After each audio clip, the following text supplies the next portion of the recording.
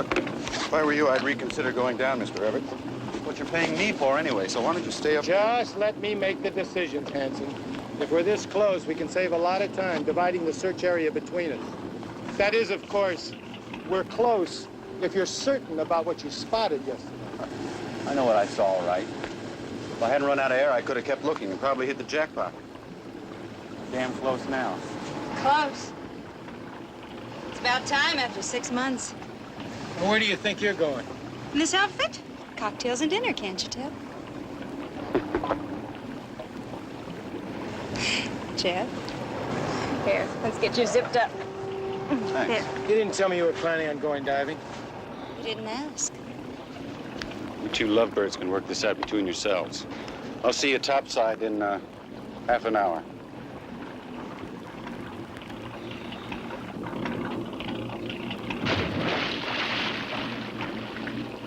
Maybe I better stick close to him. Maybe. Since you insist upon going down at all, you should search west. And I'll search east from this area. Whatever you say, boss.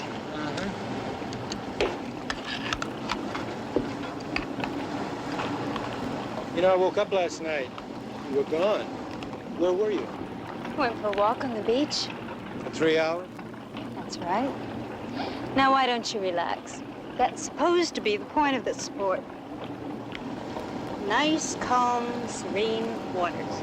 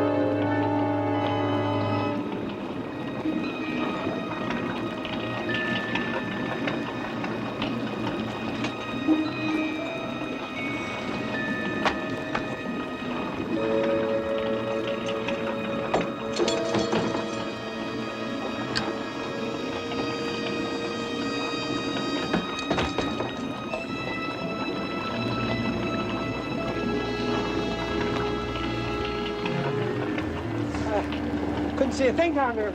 Yeah, no, I didn't see anything either. Hanson up yet? Nope. Well, he's been down about 30 minutes if he doesn't come up soon. It's Jeff. Oh, my God.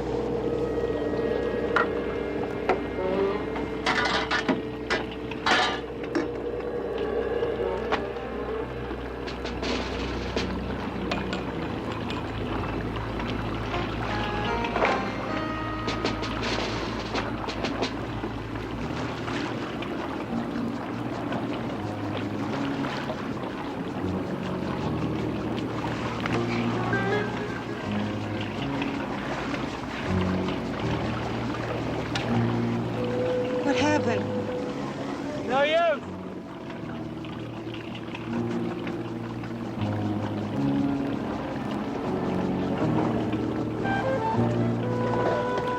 So close, so close.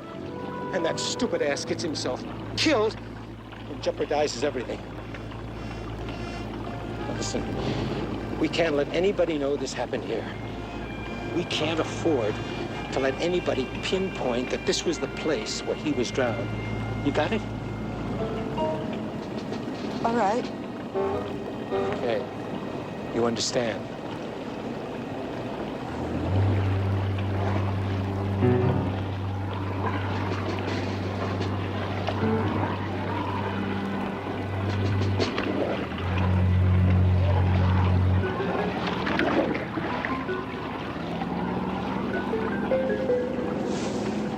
Who was that? I don't know. We weren't out here alone.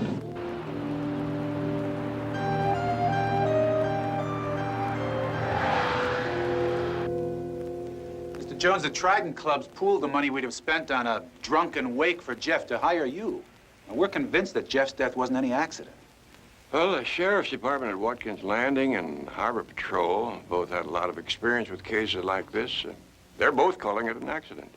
Jeff wasn't just a weekend diver like the rest of us. He was a professional, an ex-Navy frogman. He personally taught all of us. Another thing, the head wound. The coroner's report theorizes that he hit his head on a rock. A lump the size of an egg? Have you any idea the kind of force it'd take to crack into some rocks that fast underwater? It's inconceivable. What happened to his weight belt? It wasn't on his body. I mean, Jeff wouldn't have had reason to drop it himself, and he wouldn't have gone down there without it. Jeff was reported drowned in shallow water, less than 15 feet. I went up there and dove in that area this morning just to satisfy my suspicions. I couldn't find any weight belt. It's a big ocean, Doc. What was Hansen doing in it? Well, he hired out on salvage jobs, treasure hunts, that kind of thing. This one was kind of hush-hush, but we were buddies, so he told us he was working for some guy named Everett.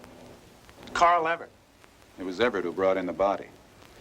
Look, with or without your help, Mr. Jones, we're getting into this thing. I'm going back up to Watkins Landing myself tomorrow. Well, maybe I'll take a run up there with you. Good. And I'll be available if you need me to do any diving. Thanks. Oh, that may not be necessary. My new young assistant from Chicago is well into that sport. He's even what you fellas call... Certified. That's it, certified.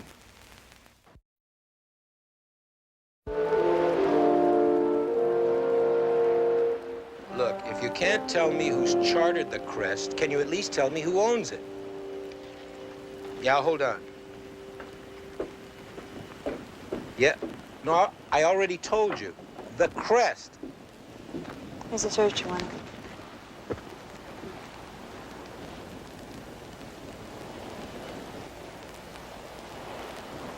Hello? What was that name again? Nunley, Pier 6. Got it. So what are you going to do now? I'm gonna find that boat and find out who's chartered it, that's what. Look, the police bought your story of recovering Hansen's body not far offshore, so why don't you just lay low for the time being, all right? Because whoever was out on that boat could pinpoint our location. But more importantly, what was he doing out there in the first place, huh? Could be a coincidence. Could be our secrets out. There could have been a diver on that boat. Whatever you said. Hey. Come on. Both our futures are lying in the bottom of that ocean, baby. Yeah, well, you say that, but you still won't let me in on exactly what the big treasure is. Ah. Then it wouldn't be a surprise. You think I'd waste my time diving for nickels? That thought alone should keep you warm at night. Huh? Now, what do you say? Are you with me in this or not? I want what you want. Yeah, I'm with you. That's my girl. Now I'm going into town. I'm going to find that boat.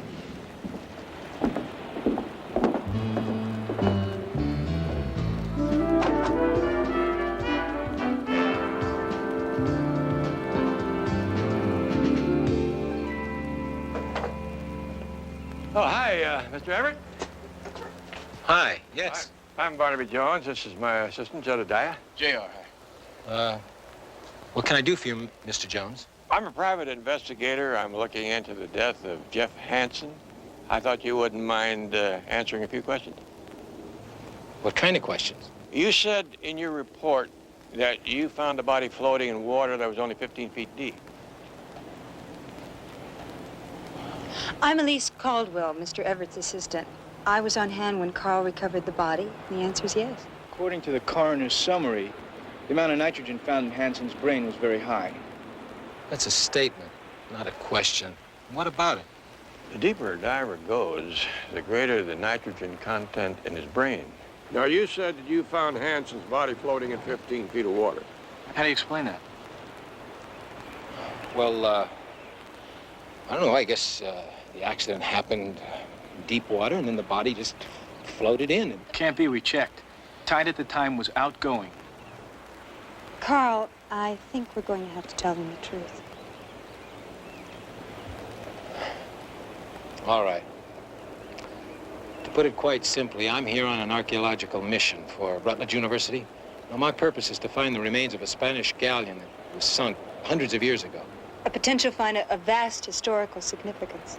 And that's why you hired Hanson. Yes. So you can see why we don't want any publicity on where the accident took place. Because, well, it'll just attract a lot of amateur treasure seekers. Now, I hope I can trust in your discretion to keep this confidential, Mr. Jones. Well, that depends. Depends on what. On whether Mr. Hanson's death was accidental or murder. I'll be talking to you again, Mr. Everett. Come along, Jedediah.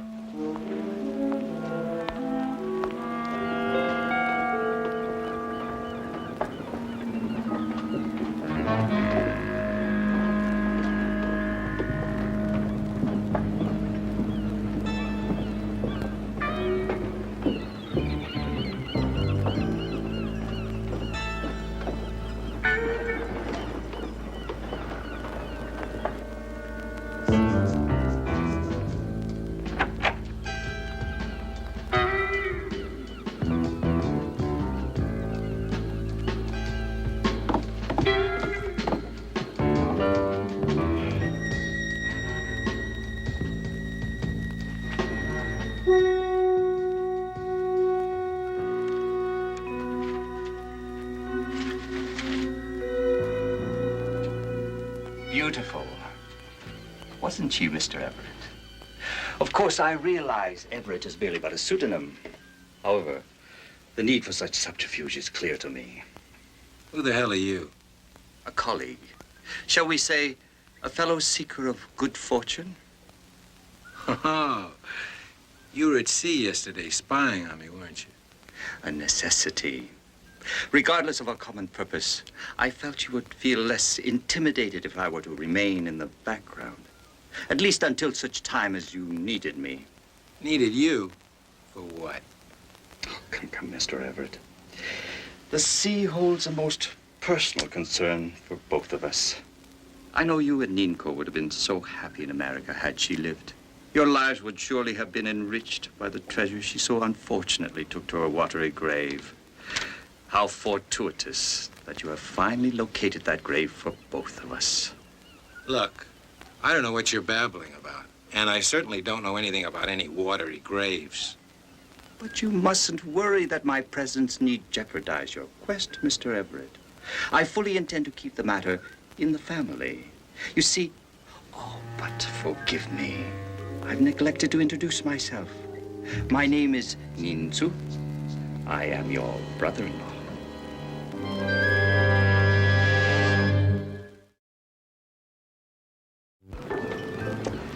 Let me tell you, Barnaby, I'm the first to defend the sport of treasure hunting.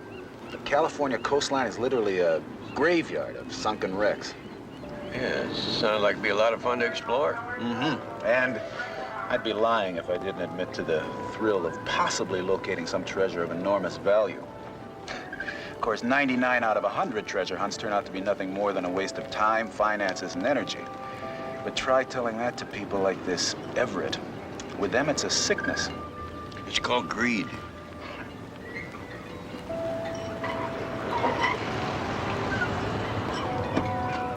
Look.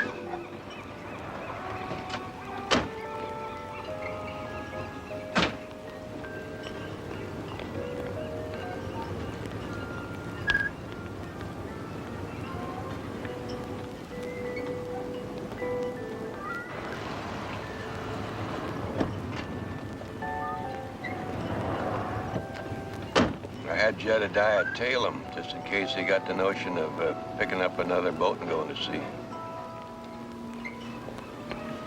Listen, how are Doc and I going to follow Everett when he goes out? And don't tell me that swimming is good exercise.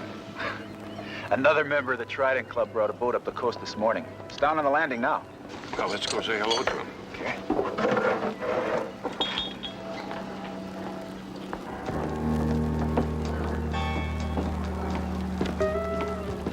Good morning, Mr. Everett. It seemed like such a nice day for a cruise. All right, cut the routine in. We're past that. Very well. I've decided to accompany you on the expedition today. That wasn't part of the deal. What deal?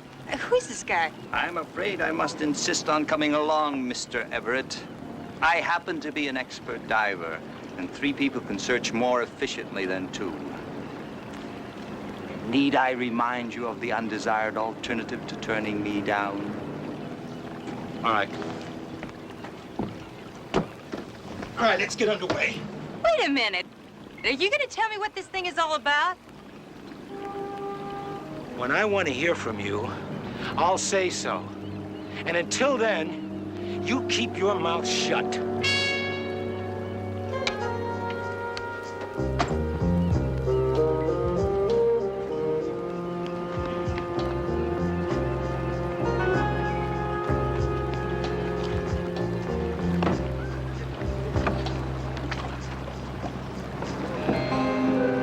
How'd she handle for you, Tony? Like a breeze, Doc.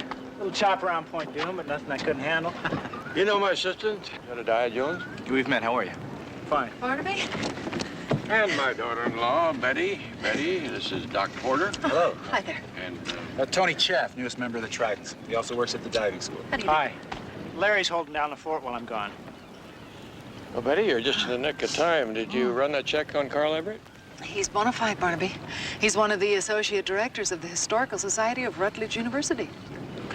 Well, it's back to square one, huh, Barnaby? One thing, though, I just finished talking to Professor Everett in his office in La Jolla, and he has never heard of Watkins Landing. Well, Betty, that piece of information was worth the personal trip. Good. House rented, car rented, boat rented, all paid for with cash, so that the bogus Everett wouldn't leave any clues as to his identity. He's not exactly the master imposter, though, is he? There goes the little G. Don't follow her too closely. They'll have a sharp lookout and they'll spook easy. We'll be careful. We'll see you later.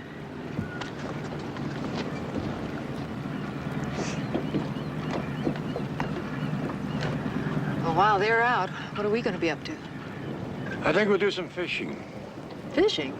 Yeah, for answers at Carl Everett's beach house.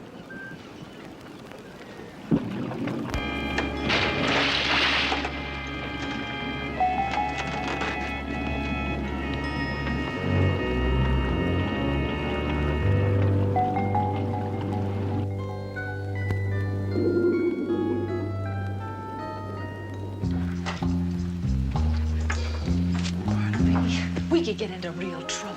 This is breaking and entering. Who's breaking? We're just entering.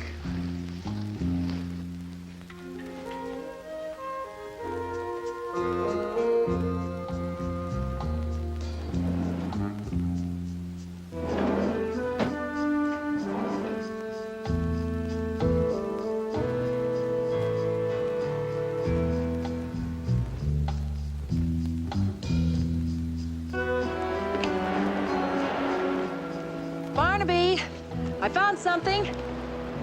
It's an attaché case. Okay, what do we got? Well, I don't know. Here. What do those look like?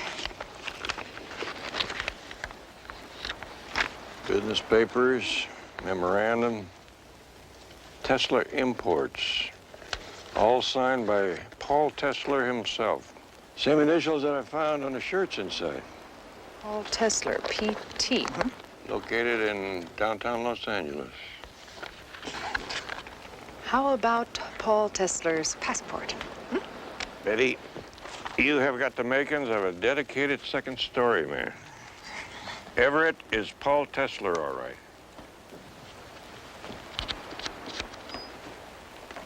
Lots of globe girdling, which is what you might expect from an import-export operator. Last trip was to South Vietnam some time ago. When? Early April, 75. Funny place for him to be at that time. Why's that? If I remember correctly, that's about the time Saigon fell. I thought we were out of there earlier than that. The troops were, but the embassy was evacuated in April, along with remaining military personnel, refugees, civilians. They were all airlifted up. Oh, yes, of course. I remember seeing films of the refugee children arriving in this country by the plane load. Now, what would a man like Tesler be doing in Saigon when all hell was breaking loose? And what connection, if any, would that have to a sunken treasure hunt and possible murder halfway around the world? Barnaby, what about your friend Jay Leahy with the State Department here? Couldn't he help? I think he's still out of the country. But it's certainly worth a phone call.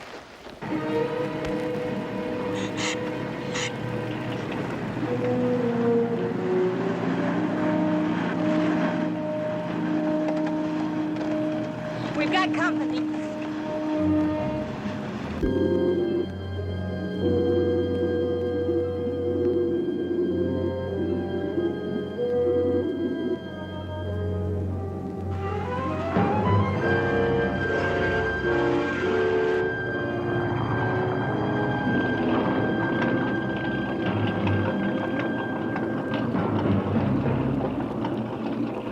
Ahoy, little G! How's the fishing in these waters? I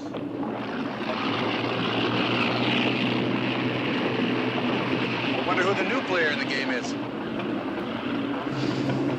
Hey, Tony, I'm gonna start looking around here. Okay, gotcha.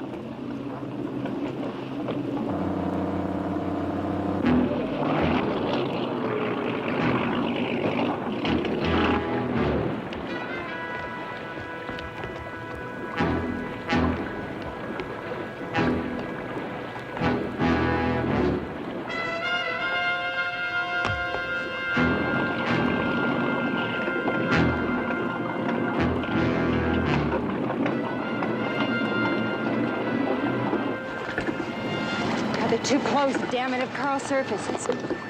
I'll go down, try to locate him, warn him if I can.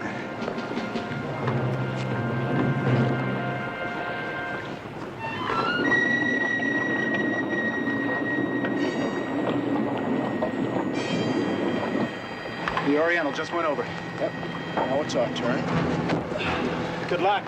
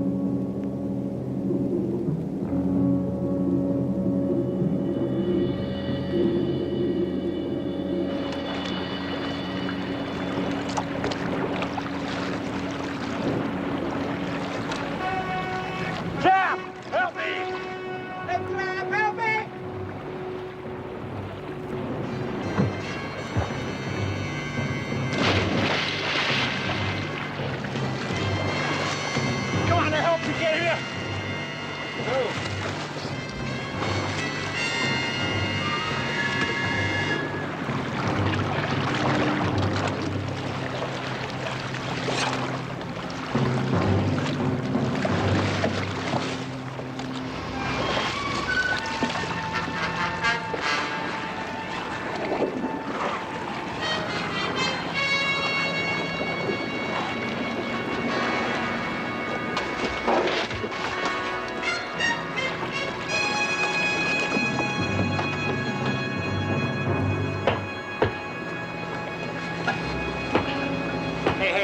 It's no use. He's gone. What the hell happened down there? How long has Everett been up? Just a couple of minutes.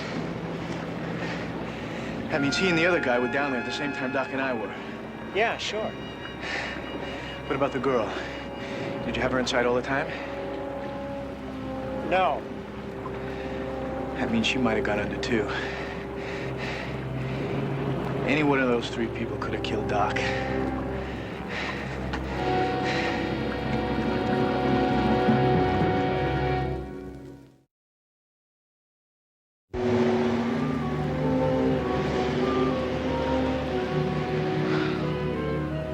Well, can you or can't you admit to actually witnessing an underwater attack on Dr. Porter? Well, no, but come on. 2 accidental scuba drownings within days. Both victims were expert divers. Now, you can't tell me you're just going to write this off as another act of God. Well, the idea doesn't exactly wash with me either.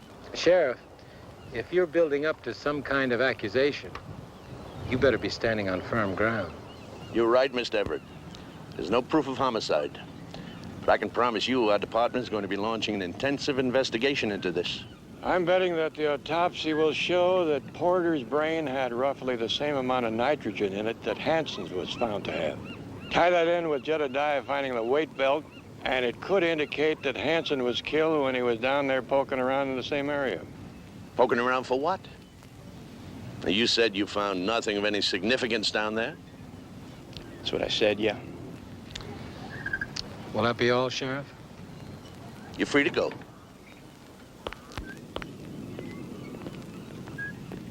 Thank you, Sheriff. We'll stay in touch. Yes.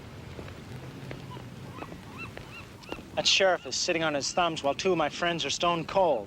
Yeah, the membership in the Trident Club is dwindling. But what I'm interested in, Jedediah, is what was a piece of information that you just now withheld from the sheriff? Barnaby, we hit the jackpot down there just before Doc was killed. We found the wreck of a small private plane. The serial number was N3472K. Why didn't you tell the sheriff that, JR? Well, not in front of Everett. There's no use tipping our hand to him. I'm inclined to agree. Good work, Jedediah. Betty, check with FAA, see if you can find out the name of the registered owner of the plane. You get a look inside. No, the doors were jammed shut. I'll have to make another dive with a crowbar. First thing in the morning. Now that the killer knows that we know the location of the plane, we have to move fast. Jones, I didn't have to invite you in here. Now, why don't you come to the point?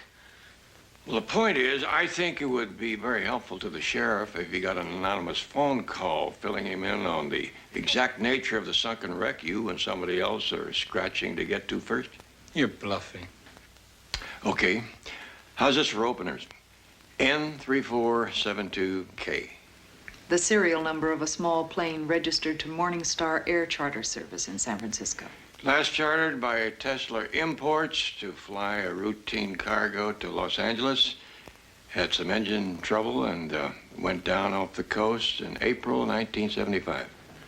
Well, you're right about the plane. I admit that. But what I lost aboard that plane was something of a highly personal nature. Something you arranged to have brought in from Saigon when you were there earlier that month? Okay, all right. The truth. My wife was on board that plane. You never told me you were married. If I can easily be checked. Go ahead. Her name was Ninko. Our marriage was legally sanctioned by both governments. All I wanted, all I've ever wanted since that plane went down was to recover her body and to give her a decent and honorable funeral. Is that what the gentleman from Vietnam wanted also? Yes, he's Ninko's brother. I swear to you, there's nothing more of value on that plane. Do you mean to tell me that I have been hanging in all this time for this and nothing? Look, I couldn't. You couldn't tell me, of course, because you knew I'd do exactly what I'm doing. Splitting. Elise. Look, I have nothing more to say to you, Mr. Jones. Please excuse me. Do you believe him, Barnaby? Believe some of it, not all of it. What part don't you believe? The part about there being nothing of value on the plane. Our Mr. Tesler is not the sentimental, grieving widower. What about the State Department, Jay Leahy? Oh, his office said he won't be back until tomorrow morning. I hope we can come up with something. Jedediah's got to dive again in the morning. And up to now, these have not been friendly waters.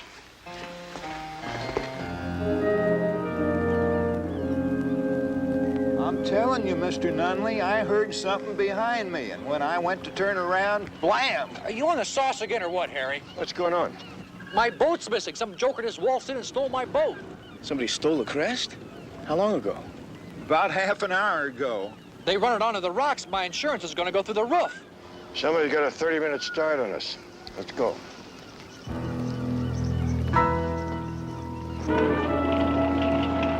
Looks like a ghost ship. Yeah. Whoever stole it's probably down there now. Better hurry up. I didn't count on this. Guess what we better do is call the Coast Guard and stand by until our mystery guest returns. We don't know what they're doing or what they're hiding down there. We can't afford to sit this one out. Jedediah!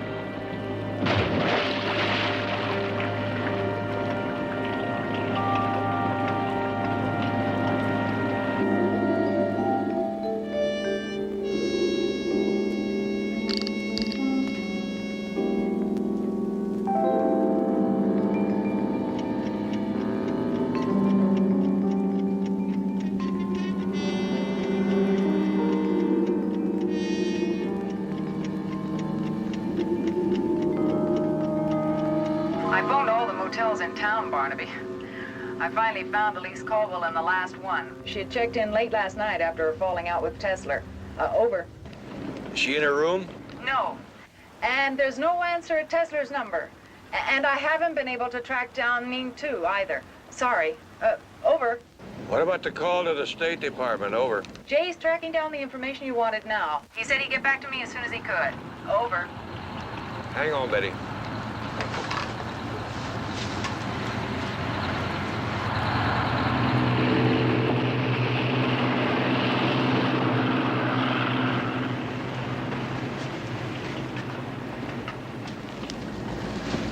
Betty? Call the Coast Guard again.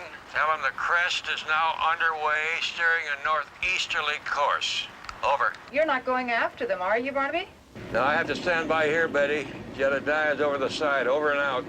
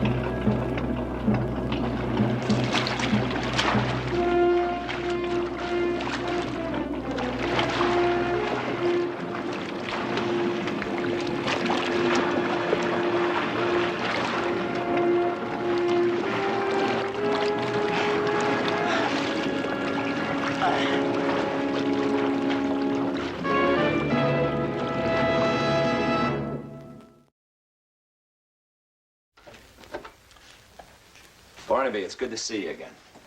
Have a seat. I've been trying to return Betty's call.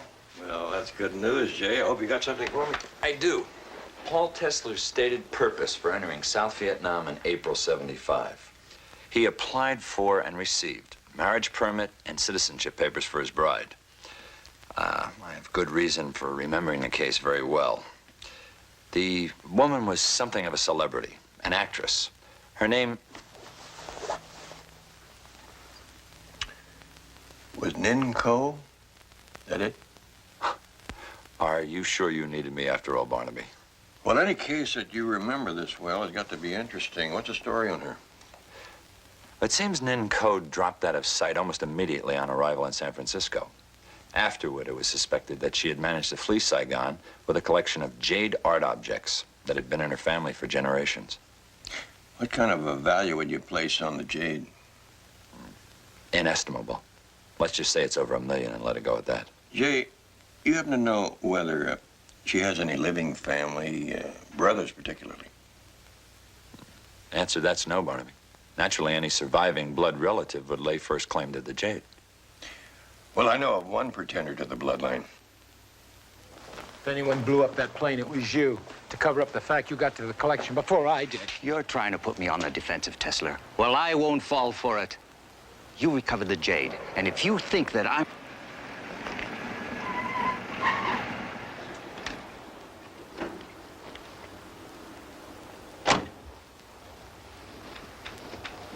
Mr. Tesler, I assume that you have learned of the events of this morning?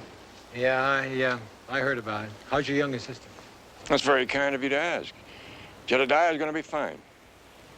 Wait a minute. How can we be certain that this young diver isn't the one who... Stole the jade collection and blew up the plane? You know, seeing as everyone else has laid their cards on the table, don't you think it's about time you folded your hand?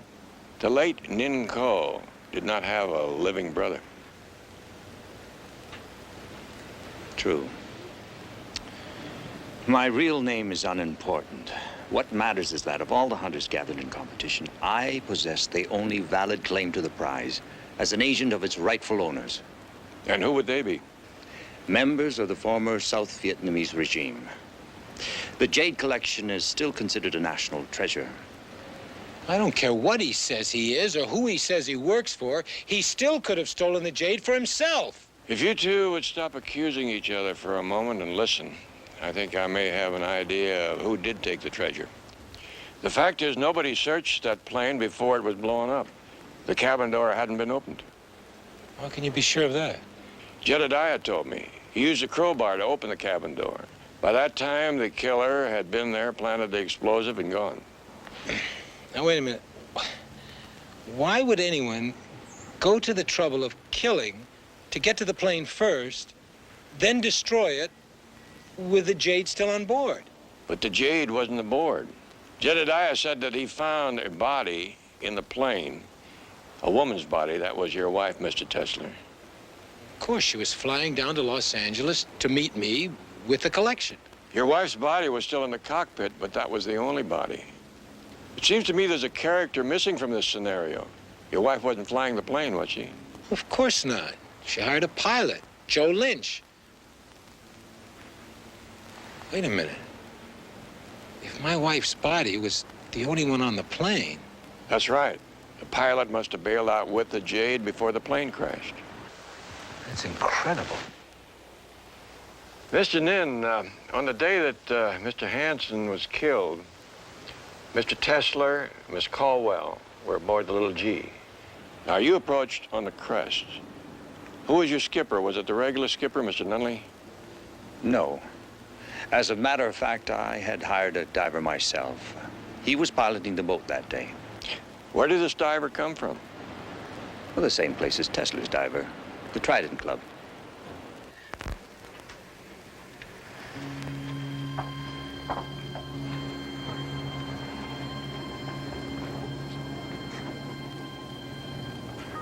Miss Caldwell. What a surprise. What are you doing? I want it, Jeff. What are you talking about? Go on, don't play games with me. I've had enough from you and the Paul Teslers all my life. Now it's my turn. I still don't know what the treasure is, but I know you got it. What makes you think that I've got it? I saw you put on scuba gear and slip into the water yesterday. I was on the other boat, remember? Funny, you didn't mention that to the sheriff back at the landing after the second diver had been killed. Now, I want what I came for. Okay, maybe we could come to some kind of an agreement. Can't we, split this thing 50-50? I mean, there's more than enough to go around. No. Afraid it's all gone, Miss Caldwell. You see Mr. Lynch here, right? Piloted the airplane, stole the treasure, and that was some time ago. So I'm afraid by now it's all been converted to cash and spent, am I right?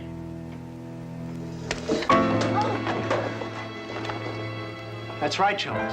How'd you find out? Jedediah got into the airplane before your bomb went off. But he only found the remains of one body. Now, do you mind telling me how you found out about the jade collection? The lady made the mistake of showing it to me. So you killed her and bailed out with her property? After a while, I realized Tesla had hired Jeff Hansen. I was getting too close to the crash site. So I joined the Trident Club to stop them. So just in case you ran into Tesla, you dyed your hair and shaved your beard off? Shut up! You're wasting time. Now get in the back. Come on, move!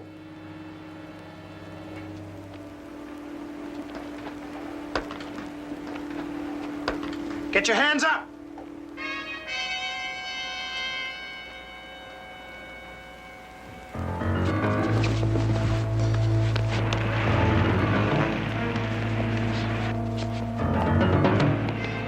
Drop it, Lynch.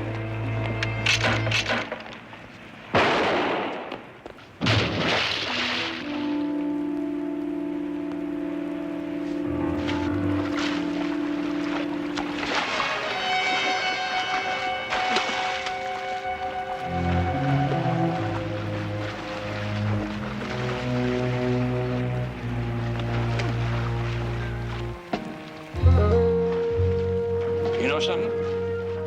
I think this is the biggest fish I ever caught.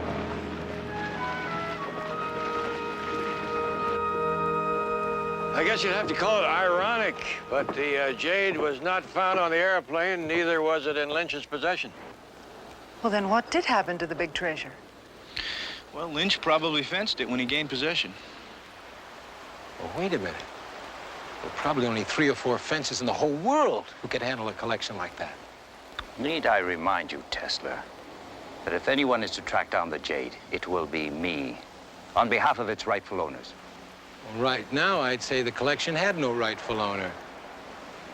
So whoever finds it. Now, wait a minute, Tesla. You're making a bad mistake. If you think that you're going to challenge me in this matter, well, eventually we're going to have a... Do you think they're going to be able to track it down? I think they'll try to the ends of the earth, piece by piece, if the collection's broken up. Treasure hunters. They're always looking for the other end of the rainbow. Yeah, but there's never anything there, huh? Just another rainbow, Jedediah. Just another rainbow.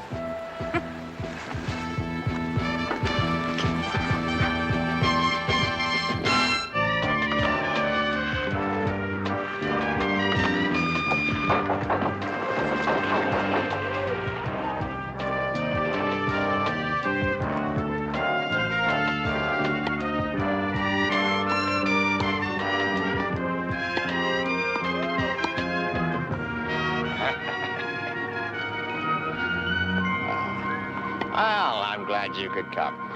You having a good time, Sally? Hey, Coleman. Did you hear anything yet? Excuse us. Alex, don't raise your voice like some street hood. You're in the company of some very respectable people. There's bankers, doctors, lawyers, even a judge. Just worried about the delivery. Should have been here by now. Don't worry, it'll come. Get yourself a refill while I talk to Danny.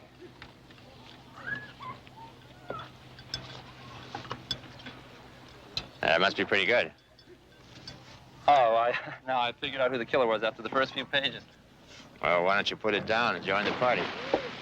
Well, I'm comfortable here, you know. Yeah, maybe you better get your reading done now. You won't have much time for it when you get to Phoenix. Dad, about Phoenix, Daddy, I don't want to hear about that. I need you there. You need me to run a laundry? Look, the action is here. Danny, this isn't some corner hand laundry. It supplies half the linen for the state of Arizona. Yeah, but somebody's already running it. Yeah, an outsider, not family. I need someone I can trust. Who can you trust more than a son? Reeves! Telephone.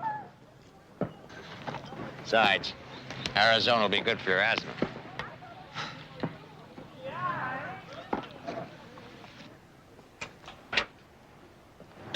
Yes?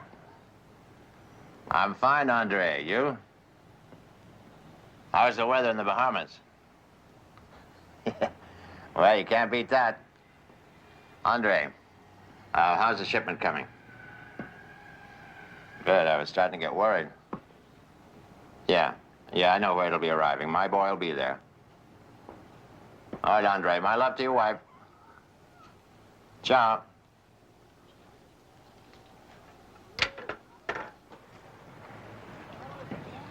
Vance!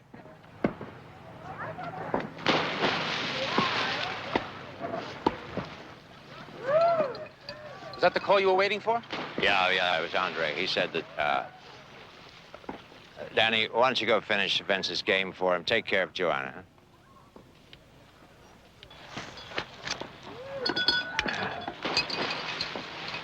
You gonna take my place, little brother? Huh? Well, just don't wear out me, okay?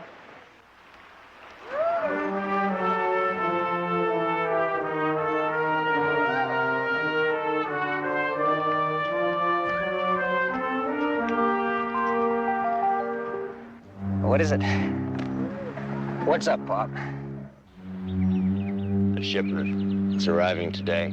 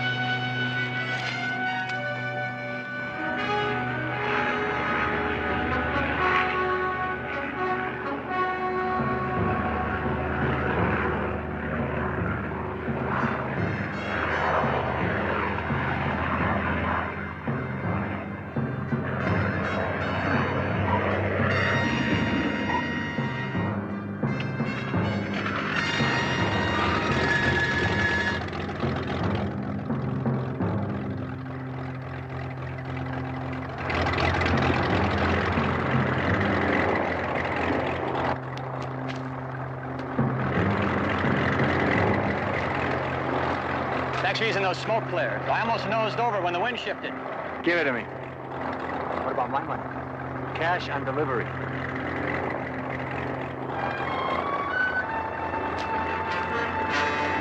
All right, the both of you, turn around. Put the gun on the ground. Come on, you two.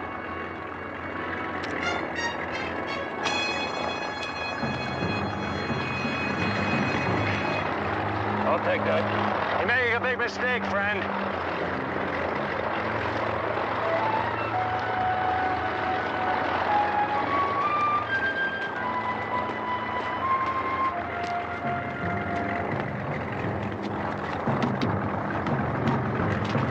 That's my car. So call the police. Tell them it was stolen.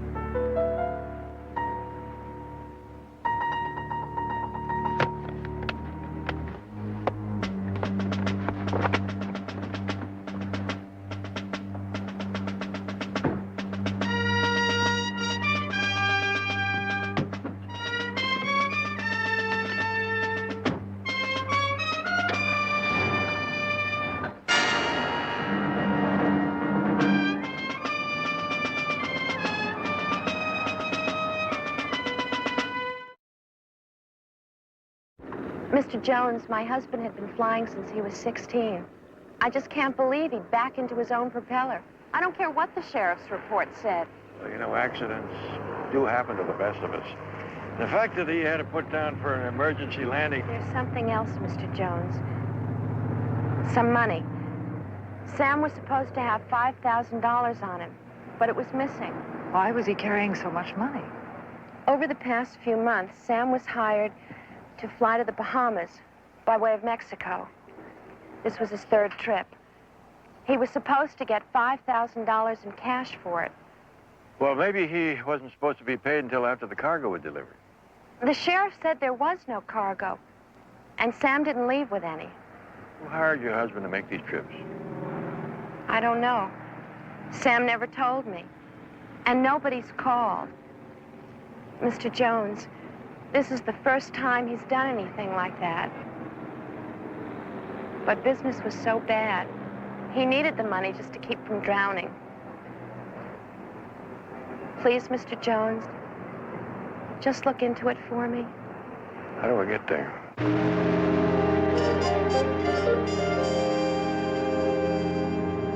All right. It was my fault.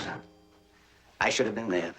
Something came up. Yeah, I know what came up. Joanna. Okay. I'm sorry. It's a little late for that, isn't it? After I've been ripped off for $460,000, money I'm personally on the hook for. It's their money, so it's their loss. My job is to get it and wash it, give them good for bad. What happens to the money after it leaves them is my responsibility. Yes. Now the Bahamas again. Yes, Andre. No leads yet. I got my boys working on it. Good morning. Good, it's terrible. What's wrong? Oh, don't ask me, but your father's angry enough to eat nails. Maybe he's turning into a goat. Would you mind telling him that I'm here? I can't. He left strict orders not to be disturbed. Joanna, I'm sure he meant that for strangers, not for his own son. Why don't you buzz him? He's on a call. I'll have to wait till he gets off. Great.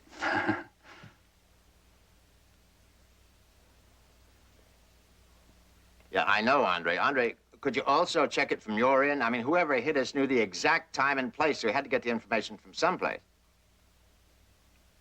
All right, I'll be in touch. Red, I want you to get started. Hit the street. See who's throwing money around. What punk is suddenly paying off his markers. I'm on it.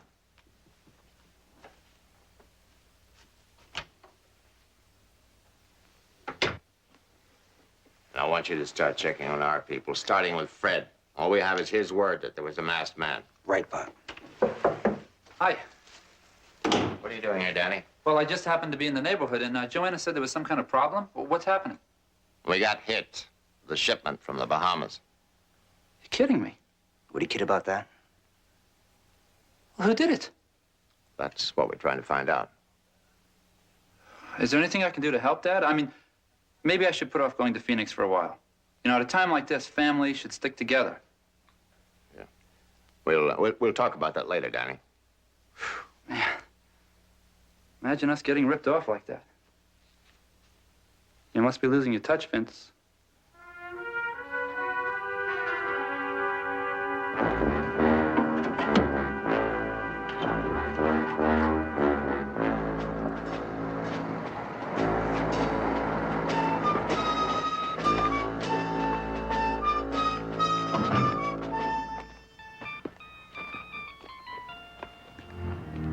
Sounds like the airplane.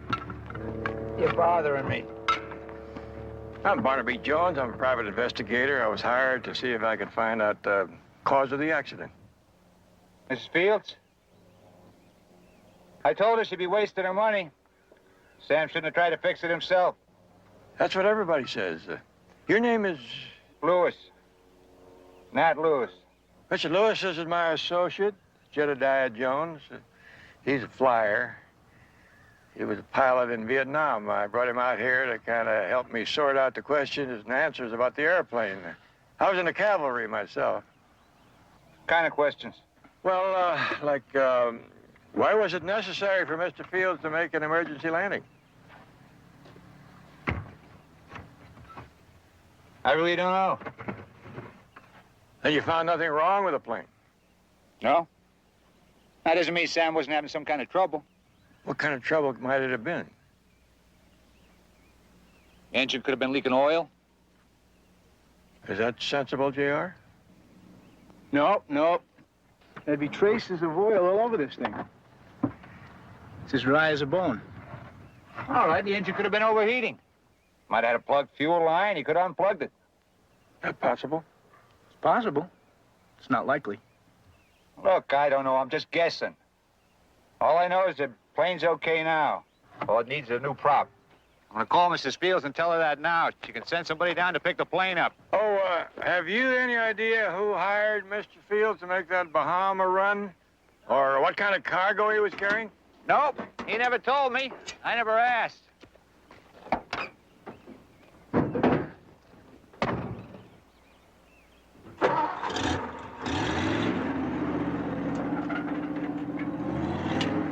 Barnaby, the closest I ever got to a plane in Vietnam was when they flew us over there. Yeah, I know. But sometimes when you're dealing with somebody you think might be a horse thief, it's a good idea to try to convince him that you know a thing or two about horses. Makes sense to me.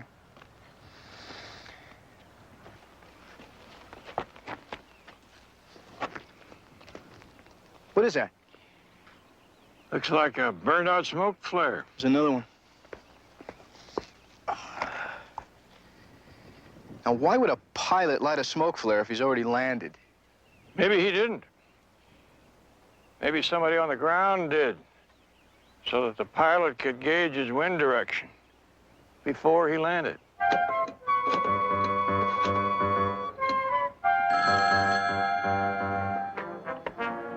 Hello? Miss, it's Nat. What do you want, Nat? There's a private detective asking questions about Fields. I ran into him at the plane. What'd you tell him? Nothing. But even in a pilot with him to check things out, I don't like it, Vince. What's his name? Jones. Barnaby Jones. All right, Nat. You just find me another pilot. Let us take care of Jones.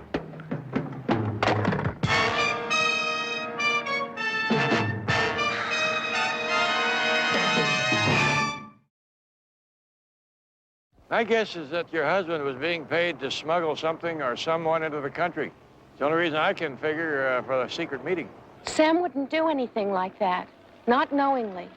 Did he have any new friends or acquaintances that you were suspicious of? No. Find out anything in the files? Just the names of the people for whom Mr. Fields has worked over the past few years. Small companies, mostly, wanting something delivered in a hurry. But J.R. called. You have any information on that, Lewis? He left town last night, went back home to St. Louis. J.R. checked him out, found he had served a prison sentence some years ago. He had been a pilot, but his license was taken away when he was convicted. Convicted of what? Smuggling. What was your husband's relationship with Nat Lewis? Nat just did some work for Sam on occasion. Although Hello, what? I remember something strange happened shortly before Sam's first trip to the Bahamas. Nat called one evening and asked Sam if he'd meet him for a drink. I thought it was odd when Sam said he'd go. Sam never was much of a drinker, and especially with someone like Nat. You asked him about that? Yes, but he never really gave me an answer. He just said it wasn't important. They met several times after that. Where did they meet? Always at the same place. A bar called the Flight Line Club. I think Nat hangs out there. You saying I'm to blame for what happened? All I'm saying is that someone shot his mouth off about the delivery. Then maybe it was you to your girlfriend. Easy. All right. That's enough. Both of you. I trust everybody at this table. If I didn't, they wouldn't be here. I'm sorry. I didn't know that you were having a meeting, you know. It's okay, Danny. We're just about finished. You eat yet? No, I didn't. Yeah, grab yourself some turkey.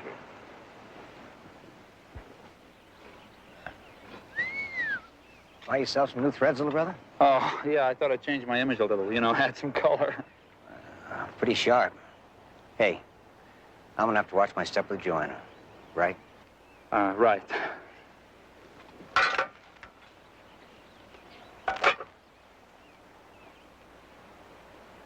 All right, Andre called me a while ago. They're sending us another 500,000 to handle. When? It's coming through Mexico late tonight. You get somebody down there? There and back by early morning. What about a field? Well, there's that old ranch property we took over in the North Valley. No one goes there anymore. Okay. All right. Gentlemen, looks like we're back in business. It's more like it.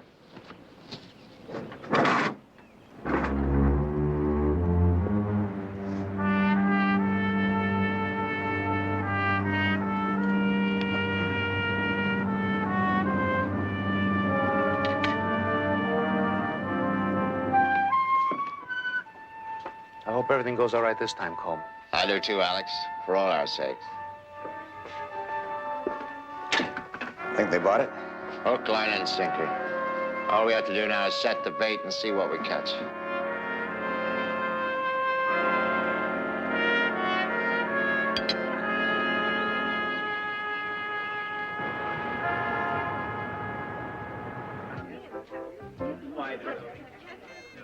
It's 8 o'clock. I haven't got all night. Don't worry, he's coming. He better.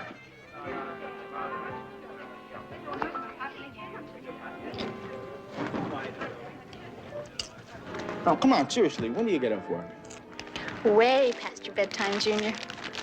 No, those are initials. It's J.R. They're separate, not together. If you say so. You know, it's pretty dangerous for a beautiful little chickie like you to go home by yourself. You know that, don't you? That's what my boyfriend says. So he always picks me up. That's your boyfriend? No, that's Vince. Vince. Vince Rockwell, the test pilot? No, Vince Reeves. He has something to do with investing money. Well, you can't say I didn't try, right? Right. Vince Reeves. That name mean anything to you? No, but Coleman Reeves does. That's his father. He's president of Capricorn Investment Corporation. There's a strong rumor going around that they launder money for the syndicate's gambling operations. So you think that's what Fields has been smuggling in from the Bahamas, gambling money? Jedediah, I'm happy to observe that although you were reared in a big city, it hasn't clouded your mind any. It's the pilot I told you about, Jim Cape. Nat, look, I'm not too sure about this thing. Look, I told you, it's a piece of cake. Huh? Weren't you going someplace? Yeah, St. Louis, a couple of weeks. You know where to reach me. Sit down. Now, what is it you're not sure of? Well, I just never did anything like this before. Well, what did Nat tell you had to do? Fly to the Bahamas via Mexico, pick up a package. Well, he's wrong, Cabe. There's been a change in plans. Let's go.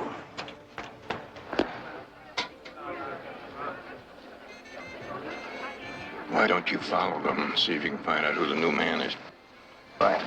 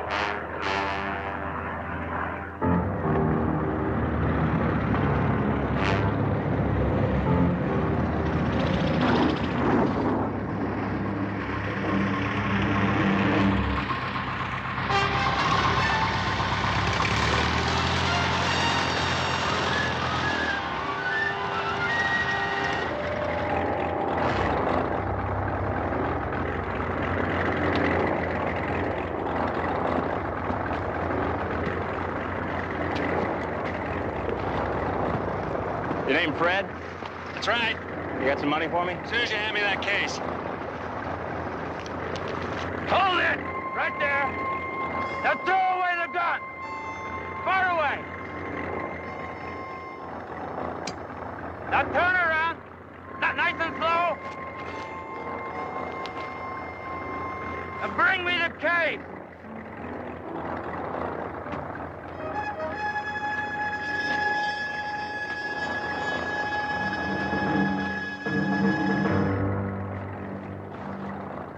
Hand it over.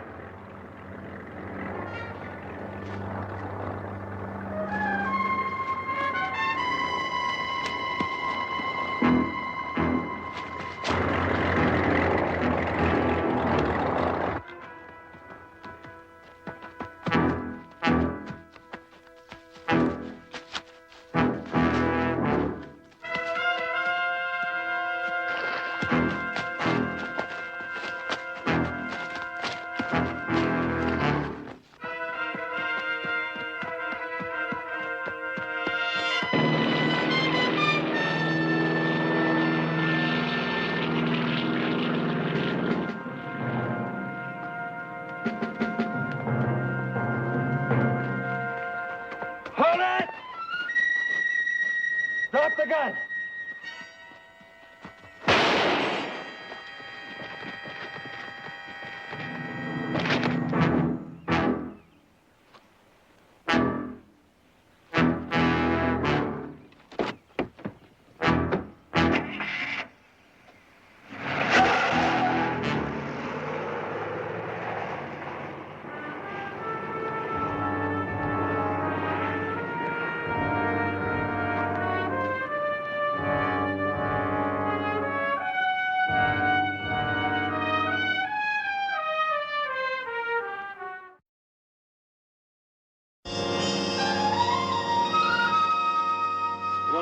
Vince Reeves, Barnaby?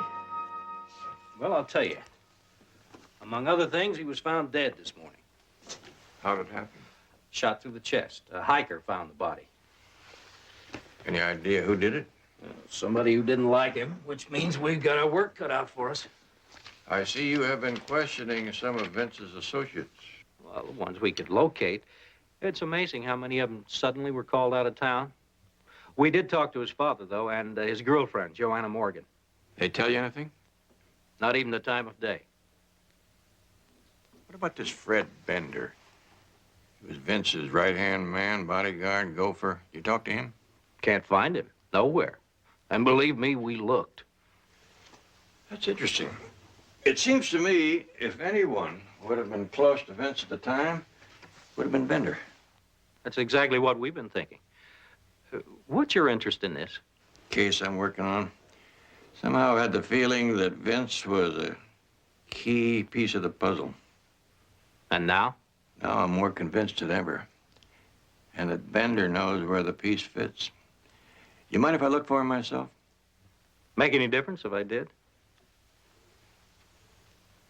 I always feel better when I have your blessing, Lieutenant.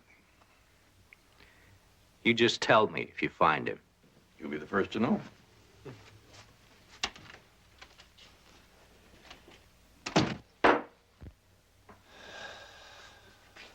Why, Vince? Everything I ever did was for him. Dad,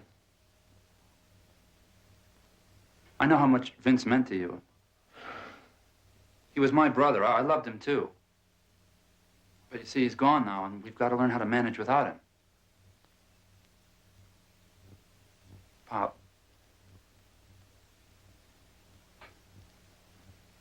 I know I can't take Vince's place. But I'm your son, too. And I just thought if you just gave me a chance, just let me show you what I could do. I promise you, I won't let you down. My place isn't in Phoenix anymore, Pop. It's here. It's with you. You're right, Danny. You're right. You're all I've got now.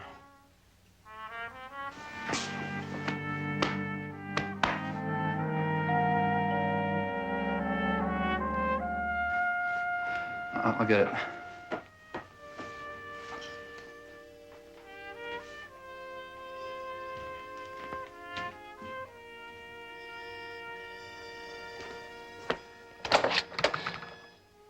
Danny. Joanna, come here. Oh, Danny, what am I going to do? Everything will be all right. You'll see. I loved him so much. I know, but you'll get over it. Now, let me help you, Joanna. I'll help you.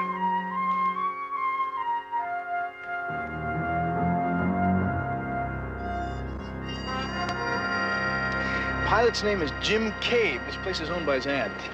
Moved into number 10 a few hours ago. Oh, my hat is off to you, Jedediah. How'd you find him again after you lost him last night? Marianne? The waitress at the flight line. She used to go out with him. She remembered his aunt. I checked it out. I thought that her boyfriend picked her up after work every night. Well, it's a funny thing about that, Barnaby. See, when they left the bar last night, they found out that they had a flat tire. Needless to say, this got him extremely upset. Took it out on Marianne. She stormed off by herself, And you just happened to be there. Have any luck finding Nat Lewis? Well, no. I'm afraid that our mechanic has left town.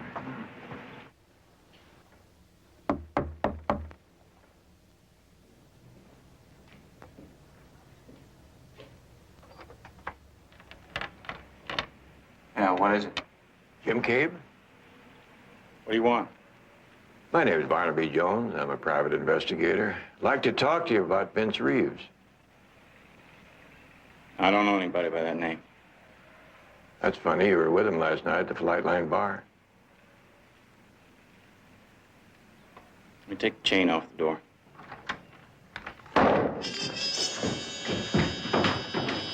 Cover the back.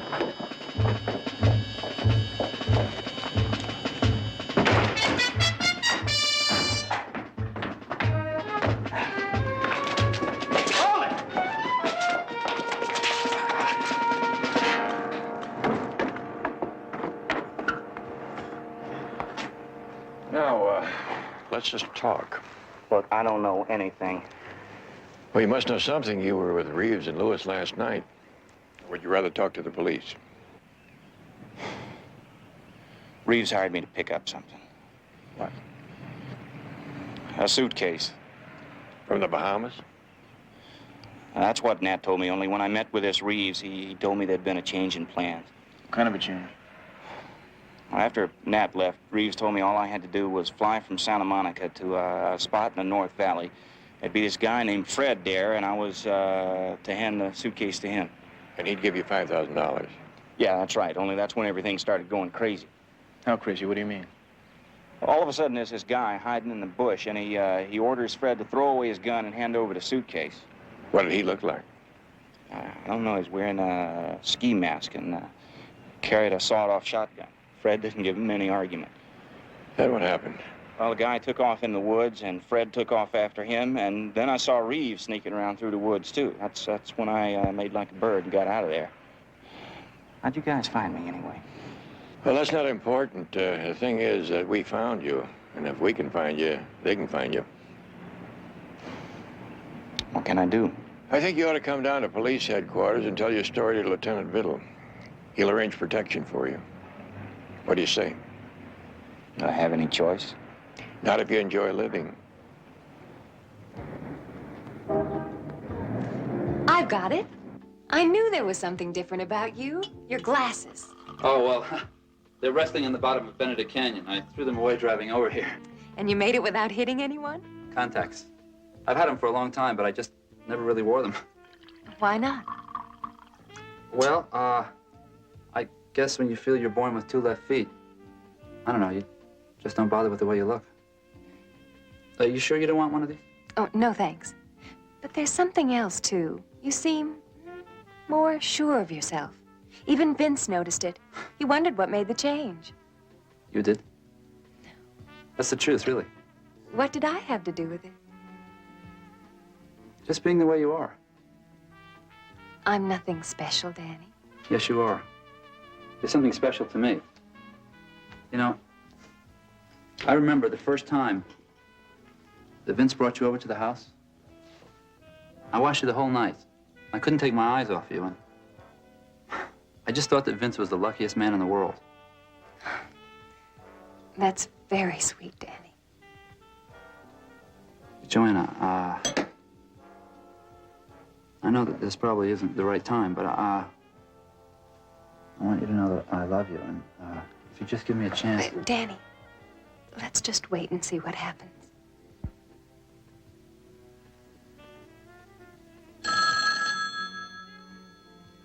I'll get it. Hello? Looks like you won all the marbles. Fred? That's right, Junior. Surprised to hear from me?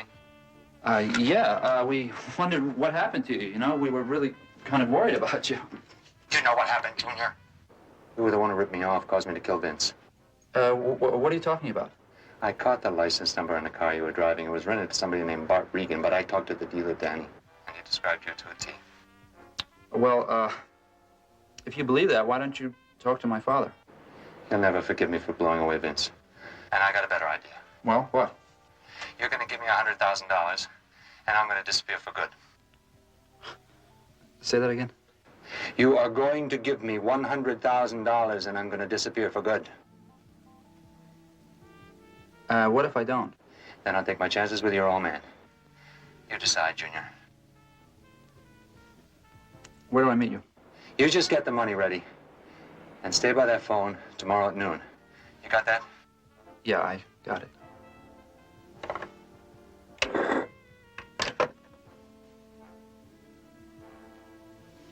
Trouble? What? Oh, no. Nothing I can't handle.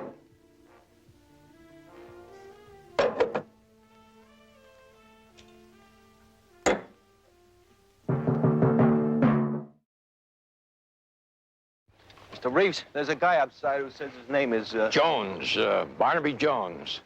I'm a private investigator, Mr. Reeves. I told you to wait in the hall. Well, I figured I'd save you the worry of a round trip. It's okay, Joe. What can I do for you, Mr. Jones? Well, Mr. Reeves, I came over in hopes that you might be able to give me some idea of who killed your son. I've already told the police. I don't know. Now, what's your interest in Vince's death? I'm investigating the murder of a pilot, Sam Field, and I was struck by certain similarities in his death and the death of your son. What sort of similarities? Well, location, for one thing. Both murders took place at isolated landing sites, and both men were apparently involved in some sort of a scheme to smuggle in something from the Bahamas. The Bahamas? Yes, according to the pilot, Jim Cabe, there were last-minute changes. He was told to fly his airplane in from Santa Monica. Who told him this? Your son, Vince. So I'm led to believe that there was some kind of a trap to catch a man wearing a ski mask, but the trap backfired. Well, I'm afraid, Mr. Jones, you've let your imagination run away with you. As for how my son was killed, as far as I know, it could have been a hunter. With a .38, Mr. Reeves? I think you better go, Mr. Jones. Oh, yes, of course. I don't like to overstay my welcome. Oh, by the way, Mr. Reeves, I understand you're looking for a Fred Bender? So am I.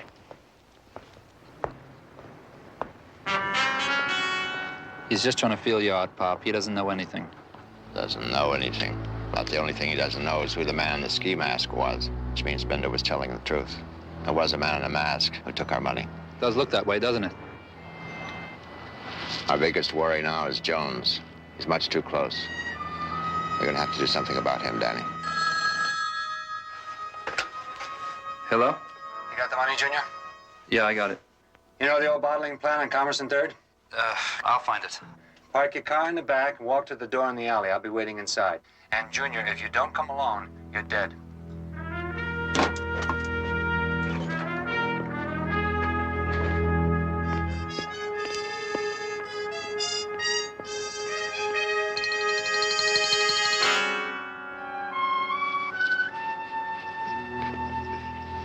If you ask me, this Fred Bender's been taking disappearing pills.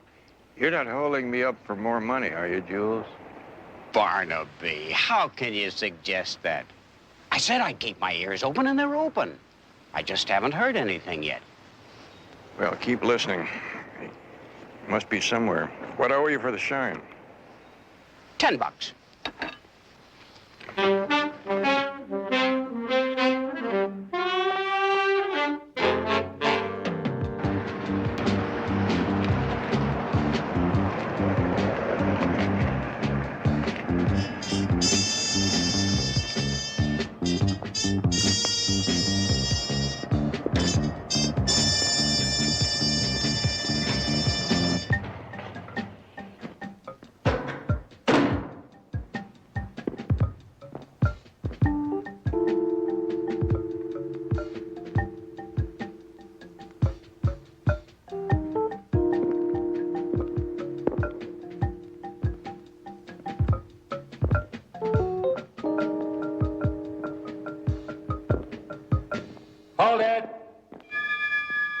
enough, Junior, right there where I can see you. You got the money? I said I did. It's right in here, see? It's $100,000. Just like you asked. I gotta hand it to you, Junior. Ripping off your father like that, I never thought you had the guts. Yeah, well, maybe I have guts, Bender, that I haven't even bothered to use yet.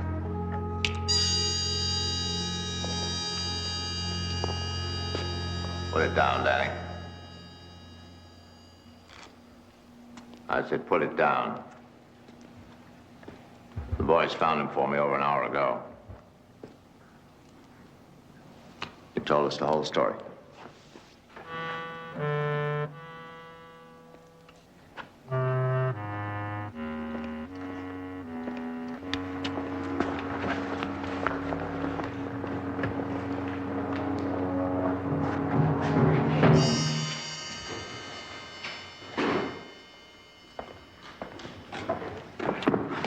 Will you tell me why? I just wanted to be somebody, that's all. You're my son. I loved you. Well, that wasn't enough.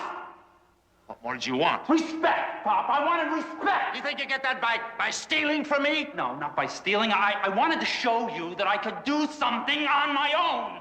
I didn't want your money. I was going to give it back to you. I thought that maybe afterwards, you and Vince and me, we could sit around and have a good laugh about it. Well, you got your brother killed. You think I wanted that to happen? That was an accident. Look, listen to me. Okay. All my life, all I ever wanted from you was for you to feel about me the way you did Vince. That's all. Danny, I loved you both the same. The difference was you also respected him. And I had to live with that all my life. Now, I guess you couldn't help it. But it hurt me. It hurt me a lot. I don't know. Maybe I didn't treat you the way I should. Pop, listen to me. Look. Was it asking too much? What was it? Was it the world? No, Danny, it wasn't asking too much. Will you give me a second chance to prove myself? Prove what? You know, that Detective Jones, you said yourself he was getting too close. Just let me take care of him. Give me a chance to make you proud, please.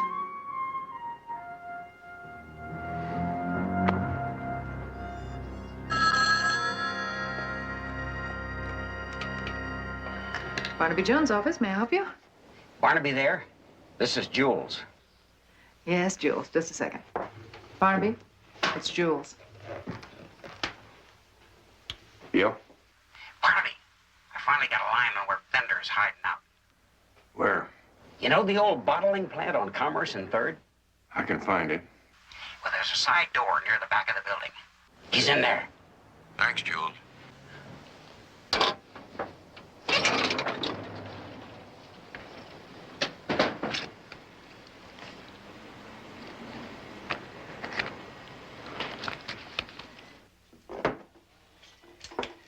Barnaby, I still think you ought to wait and take JR with you.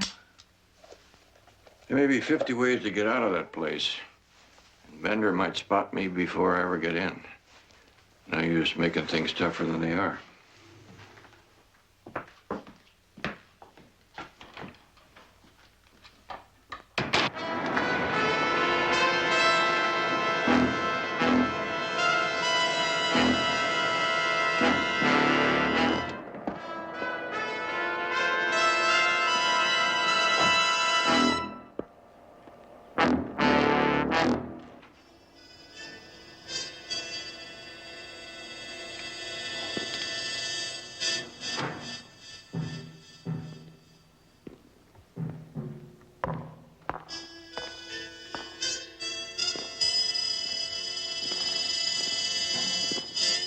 Bender? Bender couldn't make it today, Mr. Jones. Well, looks like I'm a day late and $1 short. Your gun. Just throw it over there.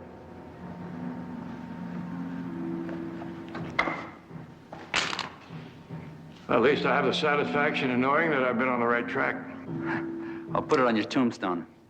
Just one question. Who was that in the ski mask, and why do I have the feeling that it was you?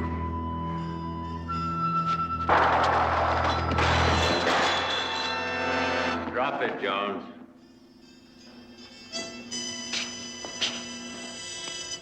Pop, you still didn't trust me? Yeah, lucky for you, I didn't. Now get that gun.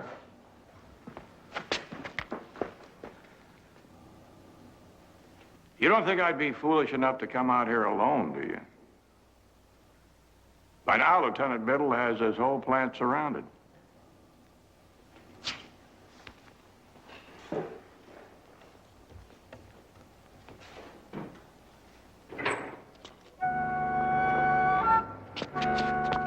Oh!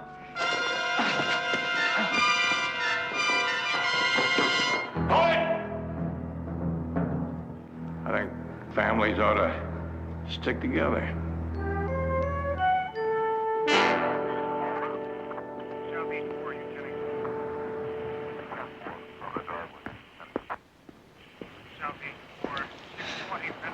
Get them downtown and book them. Hey, you just leave everything to me. You got that, Danny? Sure, Pop. After all, where would I be without you? That's the trouble with young people today. They don't appreciate what you try to do for them.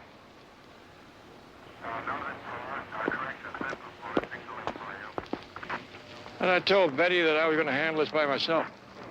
Oh, you talking about me, Barnaby? I thought you just meant Betty. The night air was filled with a soft, melodious tune as the evening gathering at the elegant estate hummed with animated conversations. Gentlemen dressed in fine-tailored suits and ladies in flowing evening gowns moved gracefully through the grand hall. Among the distinguished crowd were prominent figures of the community, including respected bankers, doctors, lawyers, and even a local judge. Alex stood near the refreshment table, his eyes nervously scanning the room. He leaned in closer to Coleman Reeves, unable to hide his growing anxiety. He asked if Coleman had heard any news regarding their expected package. Coleman, maintaining his smooth and composed posture, gently nudged Alex away from the main crowd. He cautioned Alex in a low voice, reminding him not to raise his tone like a street hoodlum while in the presence of such respectable company. Alex apologized, explaining that he was merely worried about the delivery, noting that it should have arrived by now. Coleman assured him that everything would be fine and suggested he get a drink refill while he went over to speak with his younger son, Danny. In a quiet corner of the room, Danny sat comfortably in an armchair, deeply absorbed in a paperback mystery novel. Coleman walked over, looking down at his son with a mixture of amusement and sternness. He remarked that the book must be exceptionally good. Danny, without looking up, casually replied that he had already figured out who the killer was after reading the first few pages. Coleman gently suggested that Danny put the book down and join the party. Danny mentioned that he was quite comfortable where he was. Coleman smiled faintly, telling him that perhaps he had better get his reading done now, as he would not have much spare time once he relocated to Phoenix to manage the family business. Danny paused, closing the book. He turned to his father and expressed his hesitation about moving to Phoenix. Coleman cut him off immediately, stating that he did not want to hear any objections because he needed Danny there. Danny questioned why he was being sent to run a laundry facility when all the exciting opportunities were right here in town. Coleman clarified that the facility was not some small neighborhood hand laundry, but rather a major operation supplying half the linen for the entire state of Arizona. When Danny pointed out that someone was already managing it, Coleman explained that the current manager was an outsider, not family, and he needed someone he could trust completely. He asked who could be more trustworthy than his own son, adding thoughtfully that the dry climate in Arizona would also be beneficial for Danny's asthma. Before the conversation could continue, the household servant called out to Coleman, announcing that there was an urgent telephone call for him. Coleman excused himself and stepped into his private office to take the call. On the line was his overseas contact, Andre. Coleman confirmed that he was doing fine and exchanged pleasantries about the tropical weather in the Bahamas. He then shifted the conversation to the primary topic, asking how the incoming shipment was progressing. Andre reassured him on the other end. Coleman expressed relief, admitting he was starting to get worried. He confirmed that he knew the exact arrival point and promised that his boy would be there to receive it. After sending his warm regards to Andre's wife, Coleman said his goodbyes and hung up the receiver. As Coleman stepped back into the hallway, his older son, Vance, approached him with a serious expression. Vince asked if that was the call they had been waiting for. Coleman confirmed that it was Andre, who reported everything was moving according to plan. Coleman then turned to Danny and casually suggested he take over Vince's card game, so Vince could handle some business. Vince smiled playfully at Danny, asking if his little brother wanted to take his place, and joking that Danny should take good care of Joanna while he was busy. After Danny stepped away to join Joanna, Vince leaned in and asked his father what was happening. Coleman confirmed in a hushed tone that the shipment was arriving that very day. Out near a remote landing strip surrounded by dense brush, smoke flares burned brightly to signal the wind direction. A small private plane maneuvered through the shifting air currents and made a bumpy landing. The pilot, Sam Fields, stepped out of the cockpit, wiping sweat from his forehead. He muttered that the sudden wind shift almost made his plane nose over. Nat Lewis walked up to him, demanding the cargo. Sam handed over a heavy briefcase and asked about his payment, reminding Lewis that they agreed on cash upon delivery. Suddenly, a figure wearing a ski mask stepped out from the surrounding trees, brandishing a sawed-off shotgun. The masked gunman ordered both men to freeze and drop the briefcase. Lewis warned the attacker that he was making a massive mistake. Ignoring the warning, the masked stranger grabbed the briefcase and fired a shot into the tire of Lewis's car before fleeing into the woods. Lewis shouted in frustration as the gunman escaped, while Sam watched in disbelief.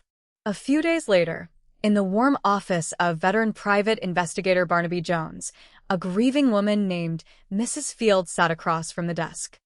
She explained that her husband, Sam, had been flying since he was 16 years old, and she simply could not believe the sheriff's report claiming he backed into his own airplane propeller by mistake.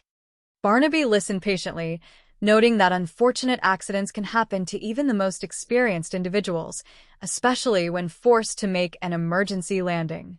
Mrs. Fields revealed another crucial detail. She stated that Sam was supposed to be carrying $5,000 in cash, but the money was missing from his belongings. Barnaby inquired why Sam would be carrying such a large amount of cash. Mrs. Fields explained that over the past few months, Sam had been hired to fly to the Bahamas by way of Mexico. This was his third trip, and he was supposed to receive $5,000 in cash for the job. Barnaby suggested that perhaps Sam was not meant to be paid until after the cargo was delivered. However, Mrs. Fields noted that the sheriff found no cargo at the scene and confirmed Sam had not left with any. When Barnaby asked who had hired her husband for these trips, Mrs. Fields admitted she did not know because Sam never told her. She emphasized that business had been so poor lately that Sam desperately needed the money to keep his aviation company afloat. She pleaded with Barnaby to look into the matter. Meanwhile, at the headquarters of Capricorn Investment Corporation, tension filled the executive office. Coleman Reeves stood near the window, his voice dripping with anger as he confronted Vince. Coleman stated that it was his own fault for trusting Vince to oversee the delivery, adding that Vince should have been present at the drop site instead of spending time with his girlfriend, Joanna. Vince apologized, but Coleman snapped that an apology was a little late, considering they had just been robbed of $460,000. Coleman emphasized that he was personally on the hook for that money to their powerful partners. Vince tried to argue that it was their partner's money and therefore their loss, but Coleman reminded him that his sole job was to receive the money, wash it, and return clean funds.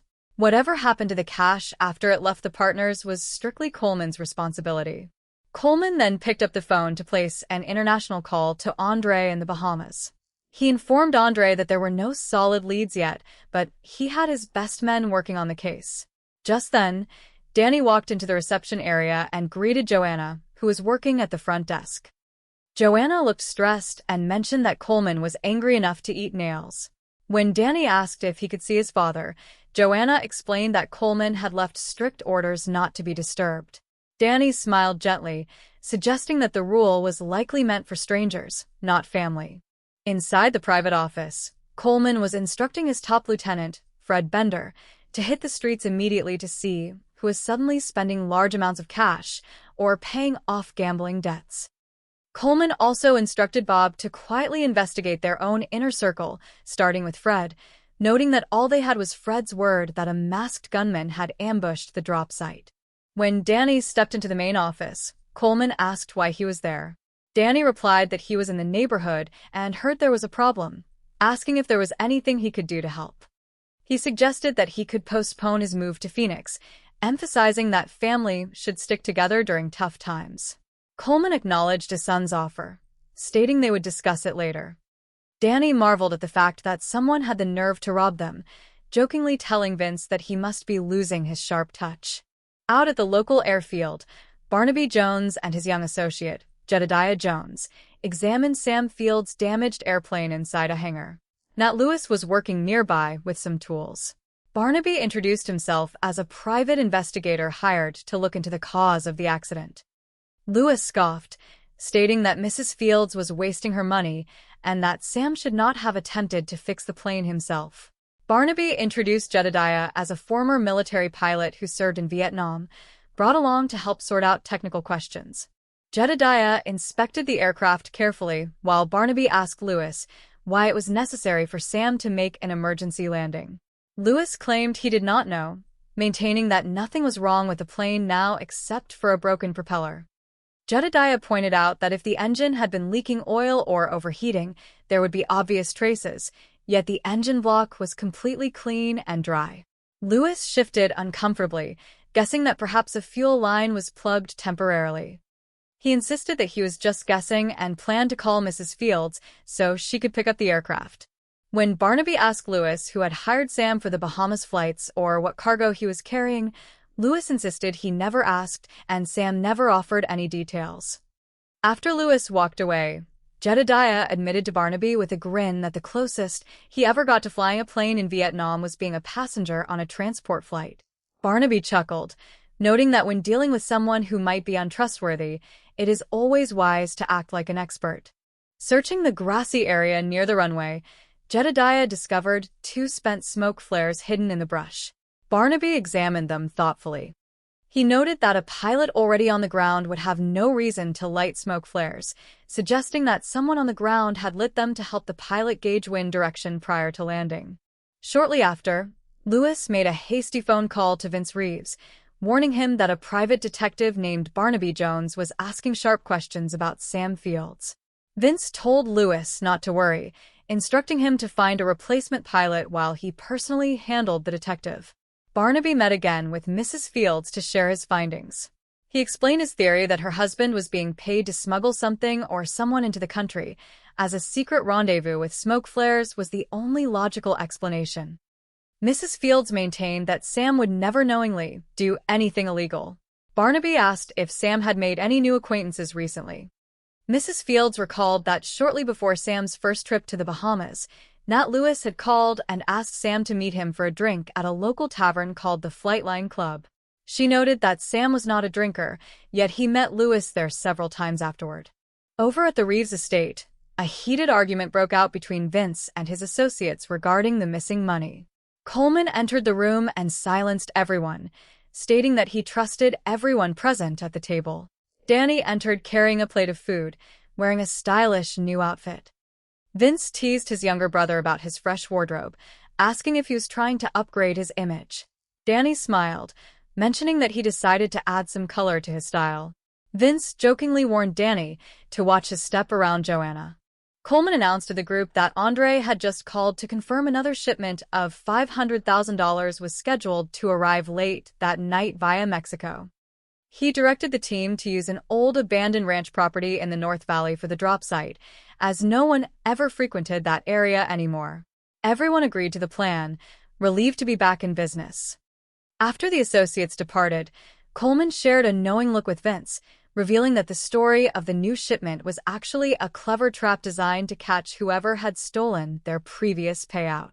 Later that evening, Jedediah visited the Flightline Club to gather information. He struck up a friendly conversation with a waitress named Marianne. While chatting, Marion mentioned her boyfriend, Vince Reeves, describing him as an investor. Jedediah recognized the name immediately. He later reported to Barnaby that Vince was the son of Coleman Reeves, president of Capricorn Investment Corporation, a firm widely rumored to launder money for major gambling operations. Barnaby deduced that the cargo Sam Fields had been smuggling was indeed illicit gambling cash. Acting on instructions from Nat Lewis, a young pilot named Jim Cape met with Vince Reeves at a secluded spot. Cape expressed nervousness, admitting he had never done anything like this before. Vince informed Cape that plans had changed. Instead of flying all the way to the Bahamas, Cape was simply required to fly a package from Santa Monica to the old ranch in the North Valley, hand the suitcase to a man named Fred, and collect $5,000. Jedediah secretly trailed Cape to the North Valley drop site. As Cape handed the briefcase over to Fred Bender, a masked man with a shotgun suddenly emerged from the darkness. The gunman forced Fred to hand over the suitcase and throw away his weapon. Before the intruder could escape into the woods, shots rang out. A chaotic struggle ensued in the dark brush. The following morning, Lieutenant Biddle of the local police department stood over a crime scene in the woods. Barnaby Jones arrived and learned that Vince Reeves had been found dead, shot through the chest by an unknown assailant. Lieutenant Biddle mentioned that several of Vince's close associates had suddenly vanished from town. Barnaby inquired about Fred Bender, but Biddle confirmed that Bender was nowhere to be found. Barnaby noted that Bender was Vince's closest associate and likely held the key to solving the entire puzzle. At the Reeves residence, Danny found his father sitting alone in the dimly lit study, overwhelmed by grief. Danny sat beside him, expressing his love for his late brother and offering to step up to take Vince's place in the family business. Danny promised he would not let his father down, stating that his place was no longer in Phoenix, but right here by his father's side. Coleman, moved by his son's words, embraced Danny, calling him his only remaining comfort. Joanna arrived at the house shortly after, tearful and distraught over Vince's death. Danny comforted her tenderly, promising that everything would be all right and offering to support her through her grief. He softly confessed his long-standing feelings for her, recalling how he had admired her from the moment Vince first introduced her. Joanna, overwhelmed by emotion, suggested they wait and see what the future holds. Meanwhile, Jedediah managed to track down the young pilot, Jim Cape, through information provided by Marianne. Barnaby and Jedediah visited Cape at his aunt's apartment. Cape was terrified and initially tried to flee, but Barnaby reassured him that they only wanted to learn the truth. Cape recounted the wild events of the previous night, explaining how masked gunmen had ambushed Fred Bender. Cape revealed that after the gunman took the suitcase, Fred gave chase into the woods, and Cape then saw Vince Reeves stealthily pursuing them both. Hearing gunfire, Cape panicked and fled the scene. Barnaby strongly advised Cape to seek police protection immediately, to which Cape reluctantly agreed. Later that afternoon, Danny sat in a private room, nervously adjusting his appearance. He had recently switched from wearing heavy eyeglasses to contact lenses, a change that Joanna noticed when she met him. Danny confessed that he used to feel awkward and self-conscious about his appearance, but being around her gave him newfound confidence. Suddenly, Danny's phone rang. It was Fred Bender on the line. Bender revealed that he had identified the rental car Danny drove on the night of the ambush.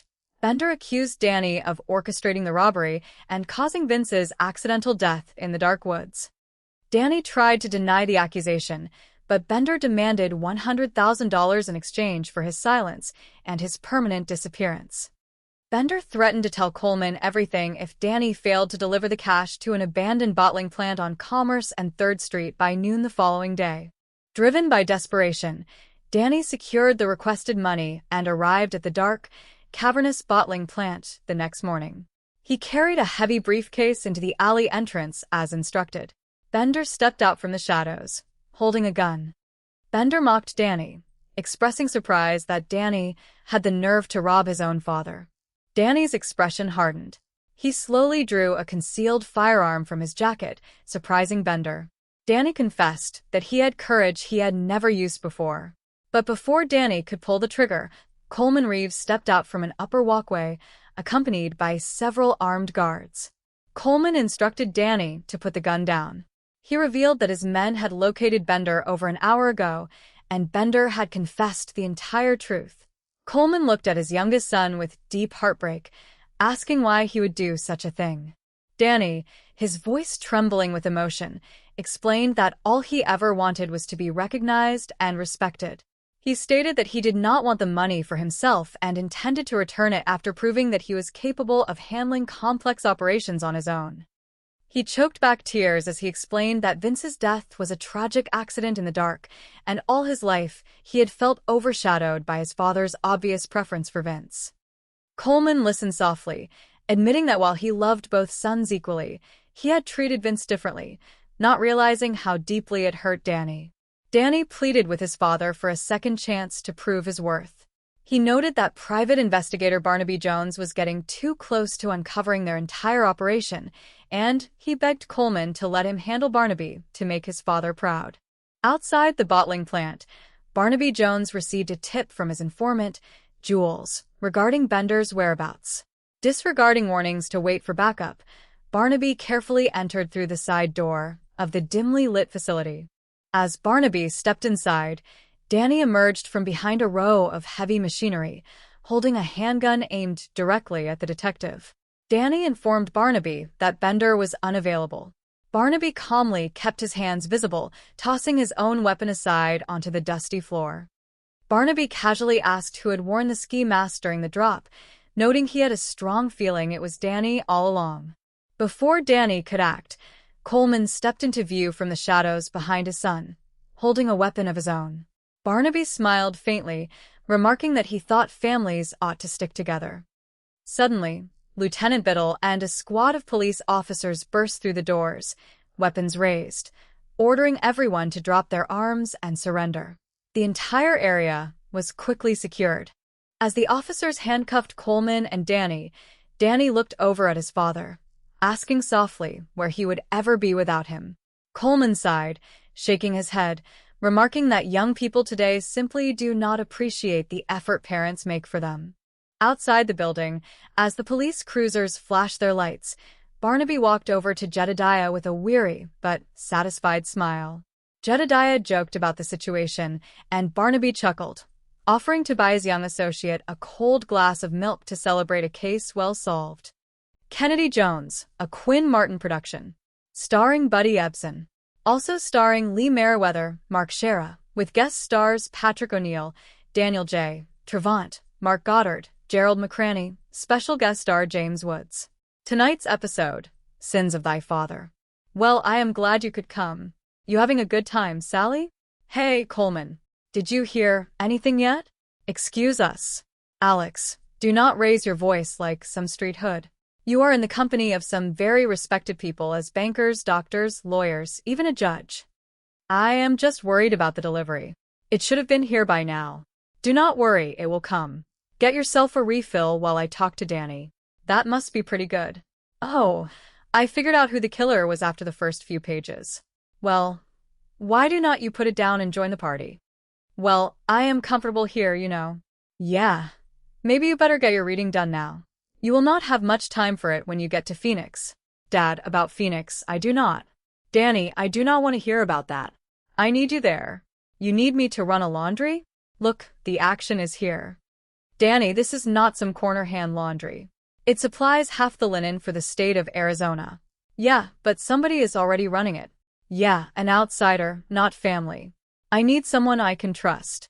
How can you trust more than a son? Drebs. Telephone. Besides, Arizona will be good for your asthma. Yes, I am fine, Andre. You? How is the weather in the Bahamas? Well, you cannot beat that. Andre. How is the shipment coming? Good. I was starting to get worried. Yeah. Yeah, I know where it will be arriving. My boy will be there. All right, Andre. My love to your wife. Cho. Vance. Is that the call you were waiting for? Yeah, it was Andre. He said that, Danny, why do not you go finish Vance's game for him? Take care of Joanna. Huh? You want to take my place, little brother? Huh? Well, just do not wear her off me, okay? What is it? What is up, Pop? The shipment. It is arriving today. She is in those smoke flares. I almost nosed over when the wind shifted. Give it to me. What about my money? Cash on delivery. All right, the both of you. I will take that. You are making a big mistake, friend. My car. So call the police. Tell them it was stolen. Mr. Jones, my husband had been flying since he was 16. I just cannot believe he would back into his own propeller.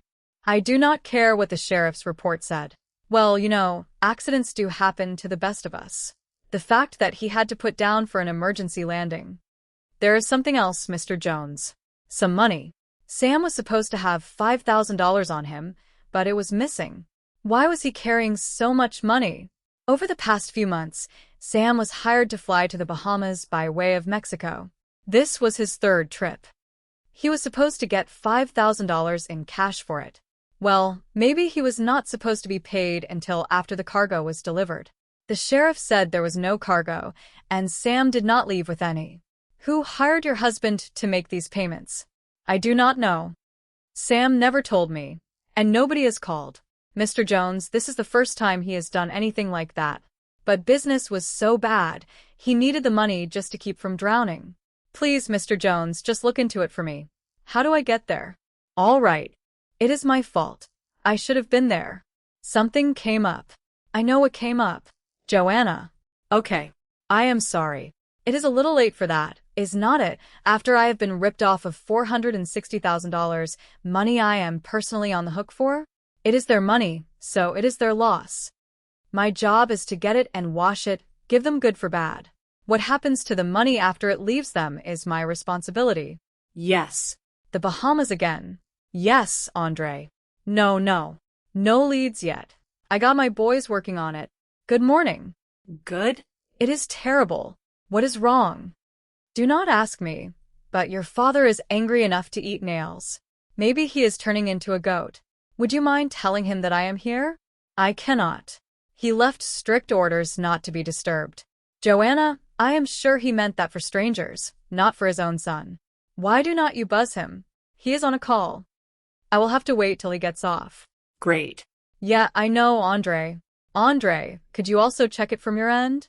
I mean, whoever hit us knew the exact time and place, so we had to get the information from someplace. All right, I will be in touch. Fred, I want you to get started. Hit the streets, see who is throwing money around, what punk is suddenly paying off his markers. I am on it. I want you to start checking on our people, starting with Fred.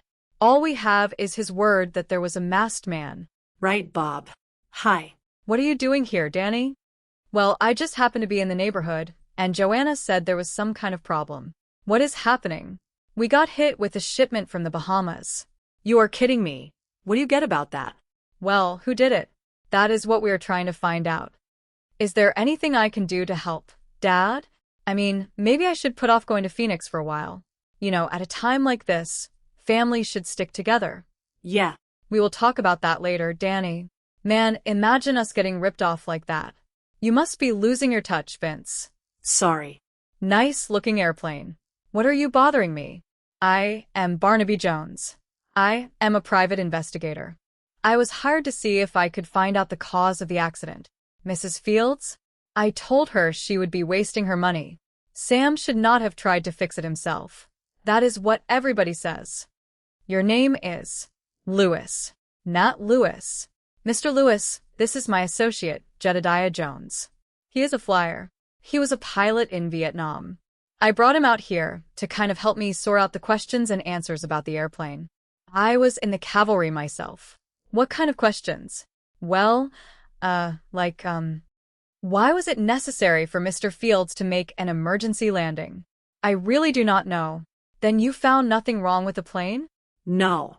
That does not mean Sam was not having some kind of trouble. What kind of trouble might it have been? Engine could have been leaking oil. Is that sensible, JR? Nope. There would be traces of oil all over this thing. It is as dry as a bone. All right, the engine could have been overheating.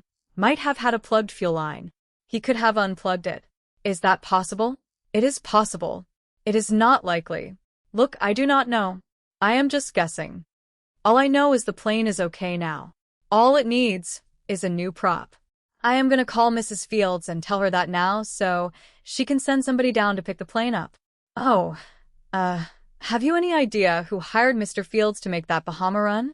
Or what kind of cargo he was carrying? Nope. He never told me. I never asked. Barnaby, the closest I ever got to a plane in Vietnam was when they flew us over there. Yeah, I know. But sometimes when you're dealing with somebody you think might be a horse thief, it is a good idea to try to convince him that you know a thing or two about horses. Makes sense to me. What is that? Looks like a burnt-out smoke flare. There is another one. Ah. Now, why would a pilot light a smoke flare if he has already landed? Maybe he did not. Maybe somebody on the ground did so that the pilot could gauge his wind direction before he landed. Hello? Miss Snant, what do you want, Nat? There is a private detective asking questions about Fields. I ran into him at the plane. What did you tell him? Nothing. But he even had a pilot with him to check things out. I do not like it, Vince. What is his name? Jones. Barnaby Jones. All right, Nat. You just find me another pilot. Let us take care of Jones. My guess is that your husband was being paid to smuggle something or someone into the country. It is the only reason I can figure for a secret meeting. Sam would not do anything like that. Not knowingly. Did he have any new friends or acquaintances that you were suspicious of? No. Find out anything in the files. Just the names of the people for whom Mr. Fields has worked over the past few years. Small companies, mostly. Wanting something delivered in a hurry. But, JR called. Do you have any information on that, Lewis? He left town last night. Went back home to St. Louis. JR checked him out. Found he had served a prison sentence some years ago. He had been a pilot, but his license was taken away when he was convicted. Convicted of what? Smuggling. What was your husband's relationship with Nat, Lewis? Nat just did some work for Sam on occasion. Although what? I remember something strange happened shortly before Sam's first trip to the Bahamas. Nat called one evening and asked Sam if he would meet him for a drink. I thought it was odd when Sam said he would go. Sam never was much of a drinker, and especially with someone like Nat. Did you ask him about that? Yes, but he never really gave me an answer. He just said it was not important. They met several times after that. Where did they meet? Always at the same place. A bar called the Flightline Club. I think Nat hangs out there. You are saying I am to blame for what happened?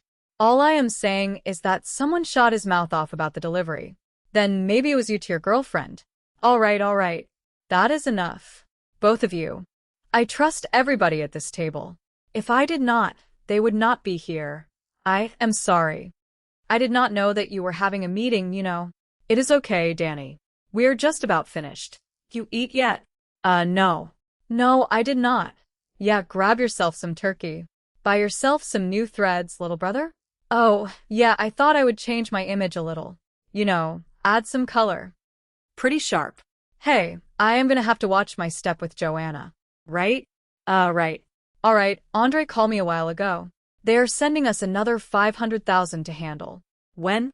It is coming through Mexico, late tonight. You get somebody down there?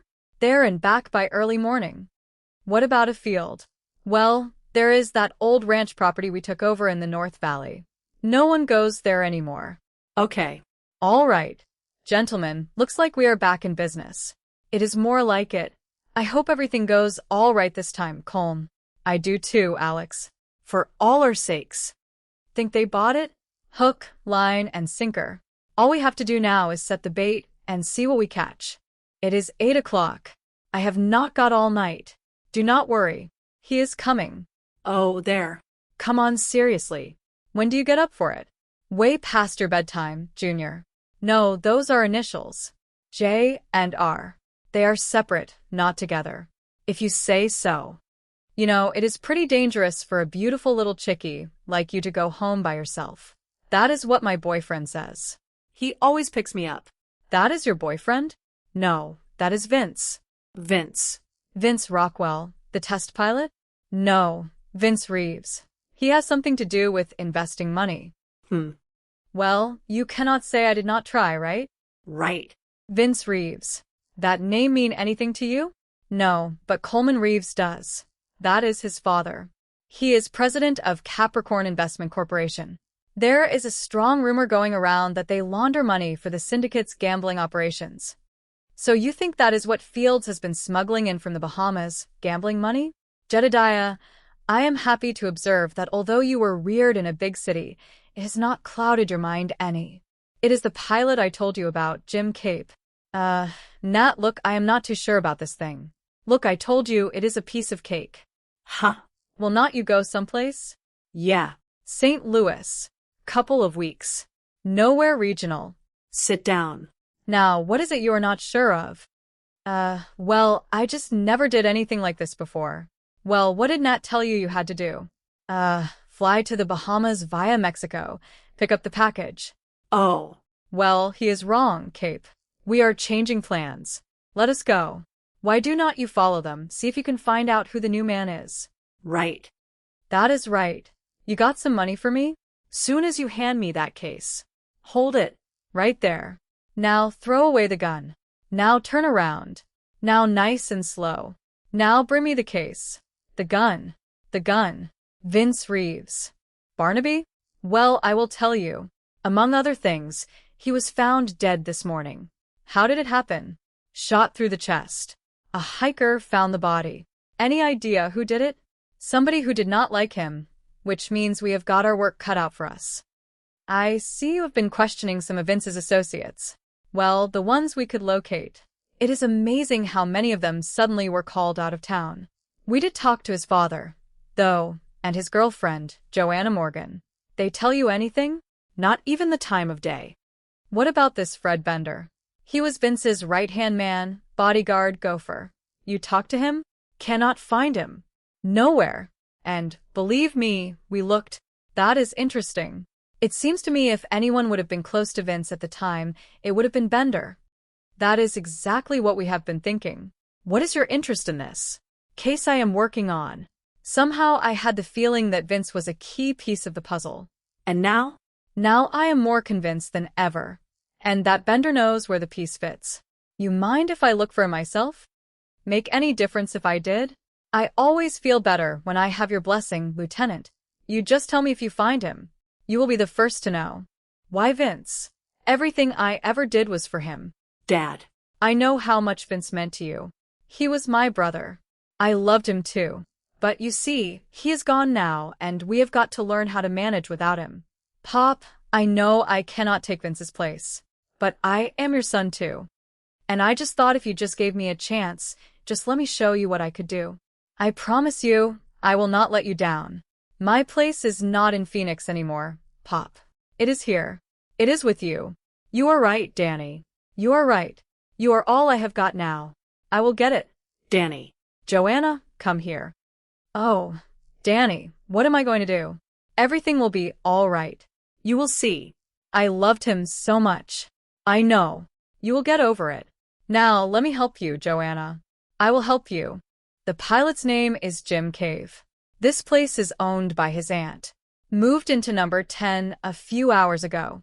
Oh, my hat is off to you, Jedediah. How did you find him again after you lost him last night? Marianne? The waitress. The waitress at the flight line. She used to go out with him. She remembered his aunt. I checked it out. I thought that her boyfriend picked her up after work every night.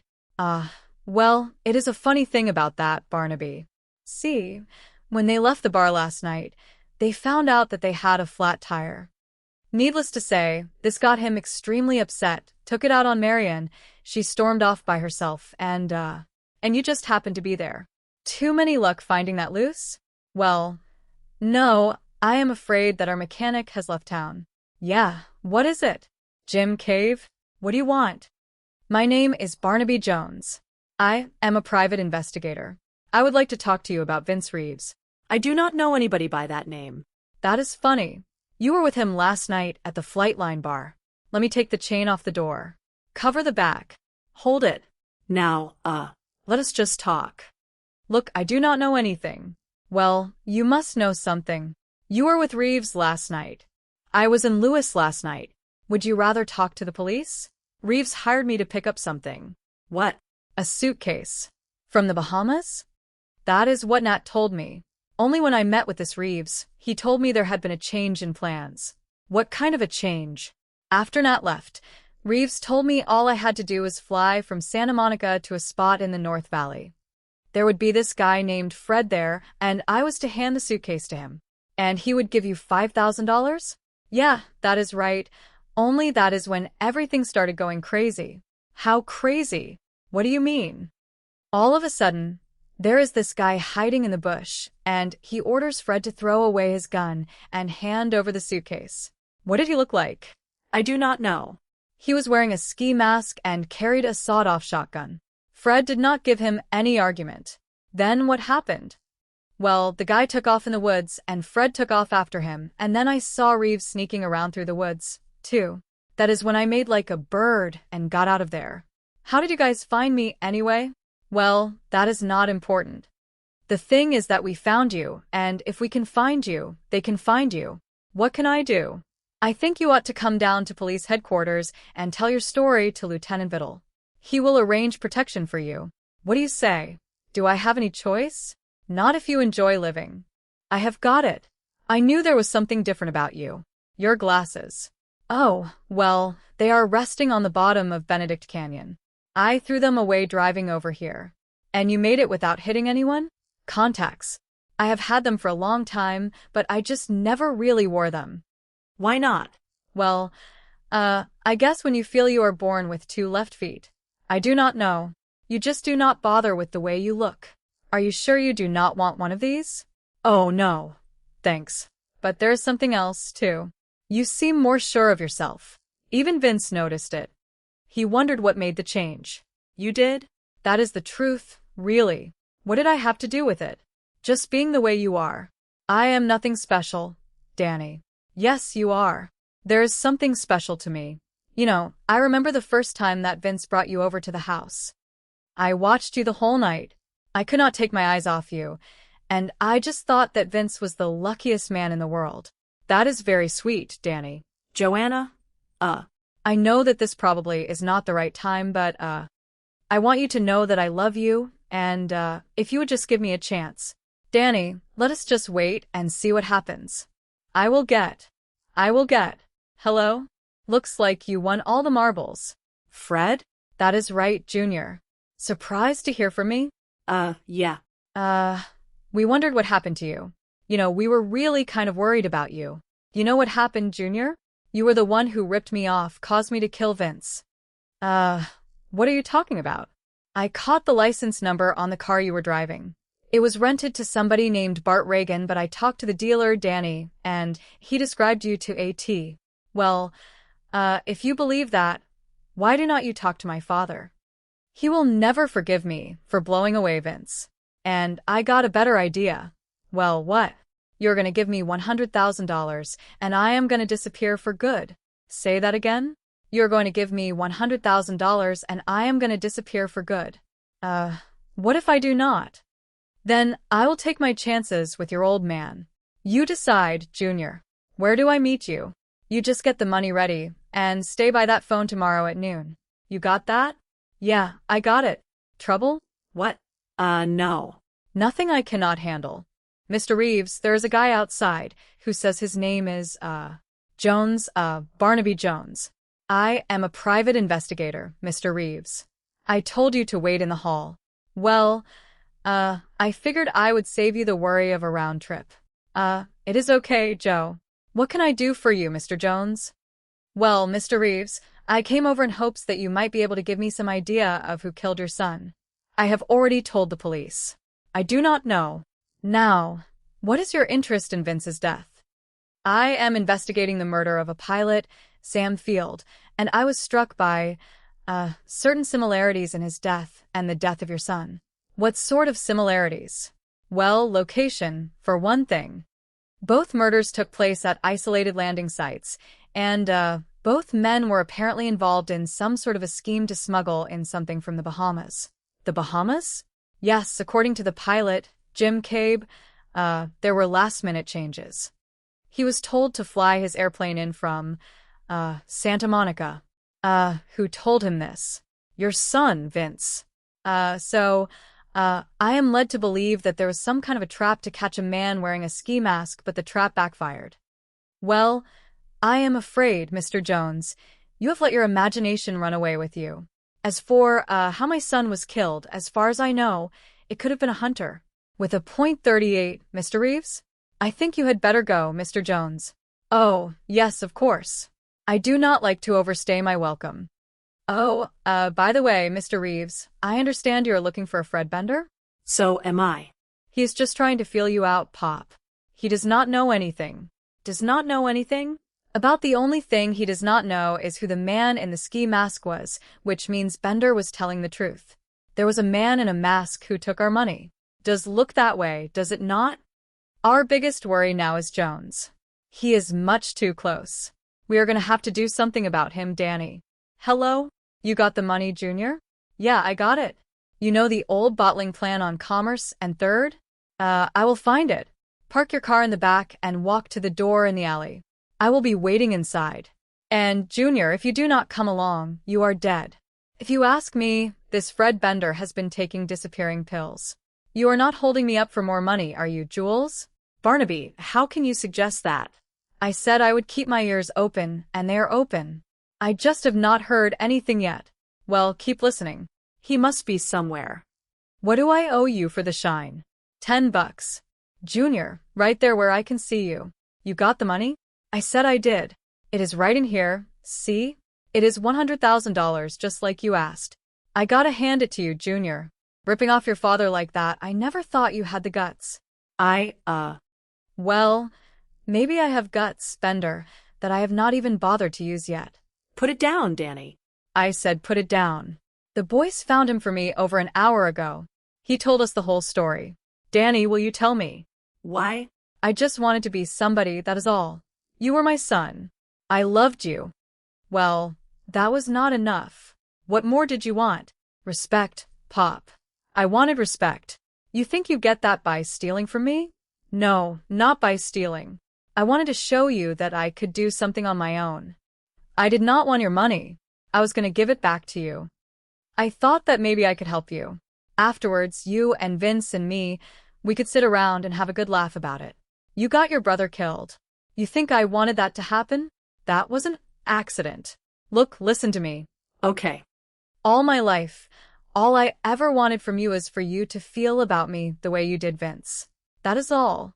Danny, I loved you both the same. The difference was you also respected him. And I had to live with that all my life. Now, I guess you could not help it. But it hurt me. It hurt me a lot. I do not know. Maybe I did not treat you the way I should. Pop, listen to me. Was it asking too much? What was it? Was it the world? No, Danny. It was not asking too much. Will you give me a second chance to prove myself? Prove what? That Detective Jones, you said yourself he was getting too close. Just let me take care of him. Give me a chance to make you proud. Please. Barnaby Jones' office. May I help you? Barnaby there? This is Jules. Yes, Jules. Just a second. Barnaby, it is Jules. Yeah? Barnaby, I finally got a line on where Fender is hiding out. Where? You know the old bottling plant on Commerce and 3rd? I can find it. Well, there is a side door near the back of the building. He is in there. Thanks, Jules. Barnaby, I still think you ought to wait and take JR with you. There may be 50 ways to get out of that place. Fender might spot me before I ever get in. Now you are just making things tougher than they are. Fender? Fender could not make it today, Mr. Jones. Well, looks like I am a day late and $1 short. Your gun. Just throw it over there. At least I have the satisfaction of knowing that I have been on the right track. I will put it on your tombstone. Just one question. Who was that in the ski mask, and why do I have the feeling that it was you? Pop, you still did not trust me? Yeah, lucky for you I did not. I got that gun. You do not think I would be foolish enough to come out here alone, do you? By now, Lieutenant Biddle has this whole plant surrounded. Oh. Hold it. I think families ought to stick together. Get them downtown and book them. You just leave everything to me. You got that, Danny? Sure, Pop. After all, where would I be without you? That is the trouble with young people today. They do not appreciate what you try to do for them. No, that is not correct. I told Betty that I was going to handle this by myself. Oh, you are talking about me, Barnaby? I thought you just meant Betty. That is another problem with today's youth. They do not listen. Come on, I will buy you a glass of milk.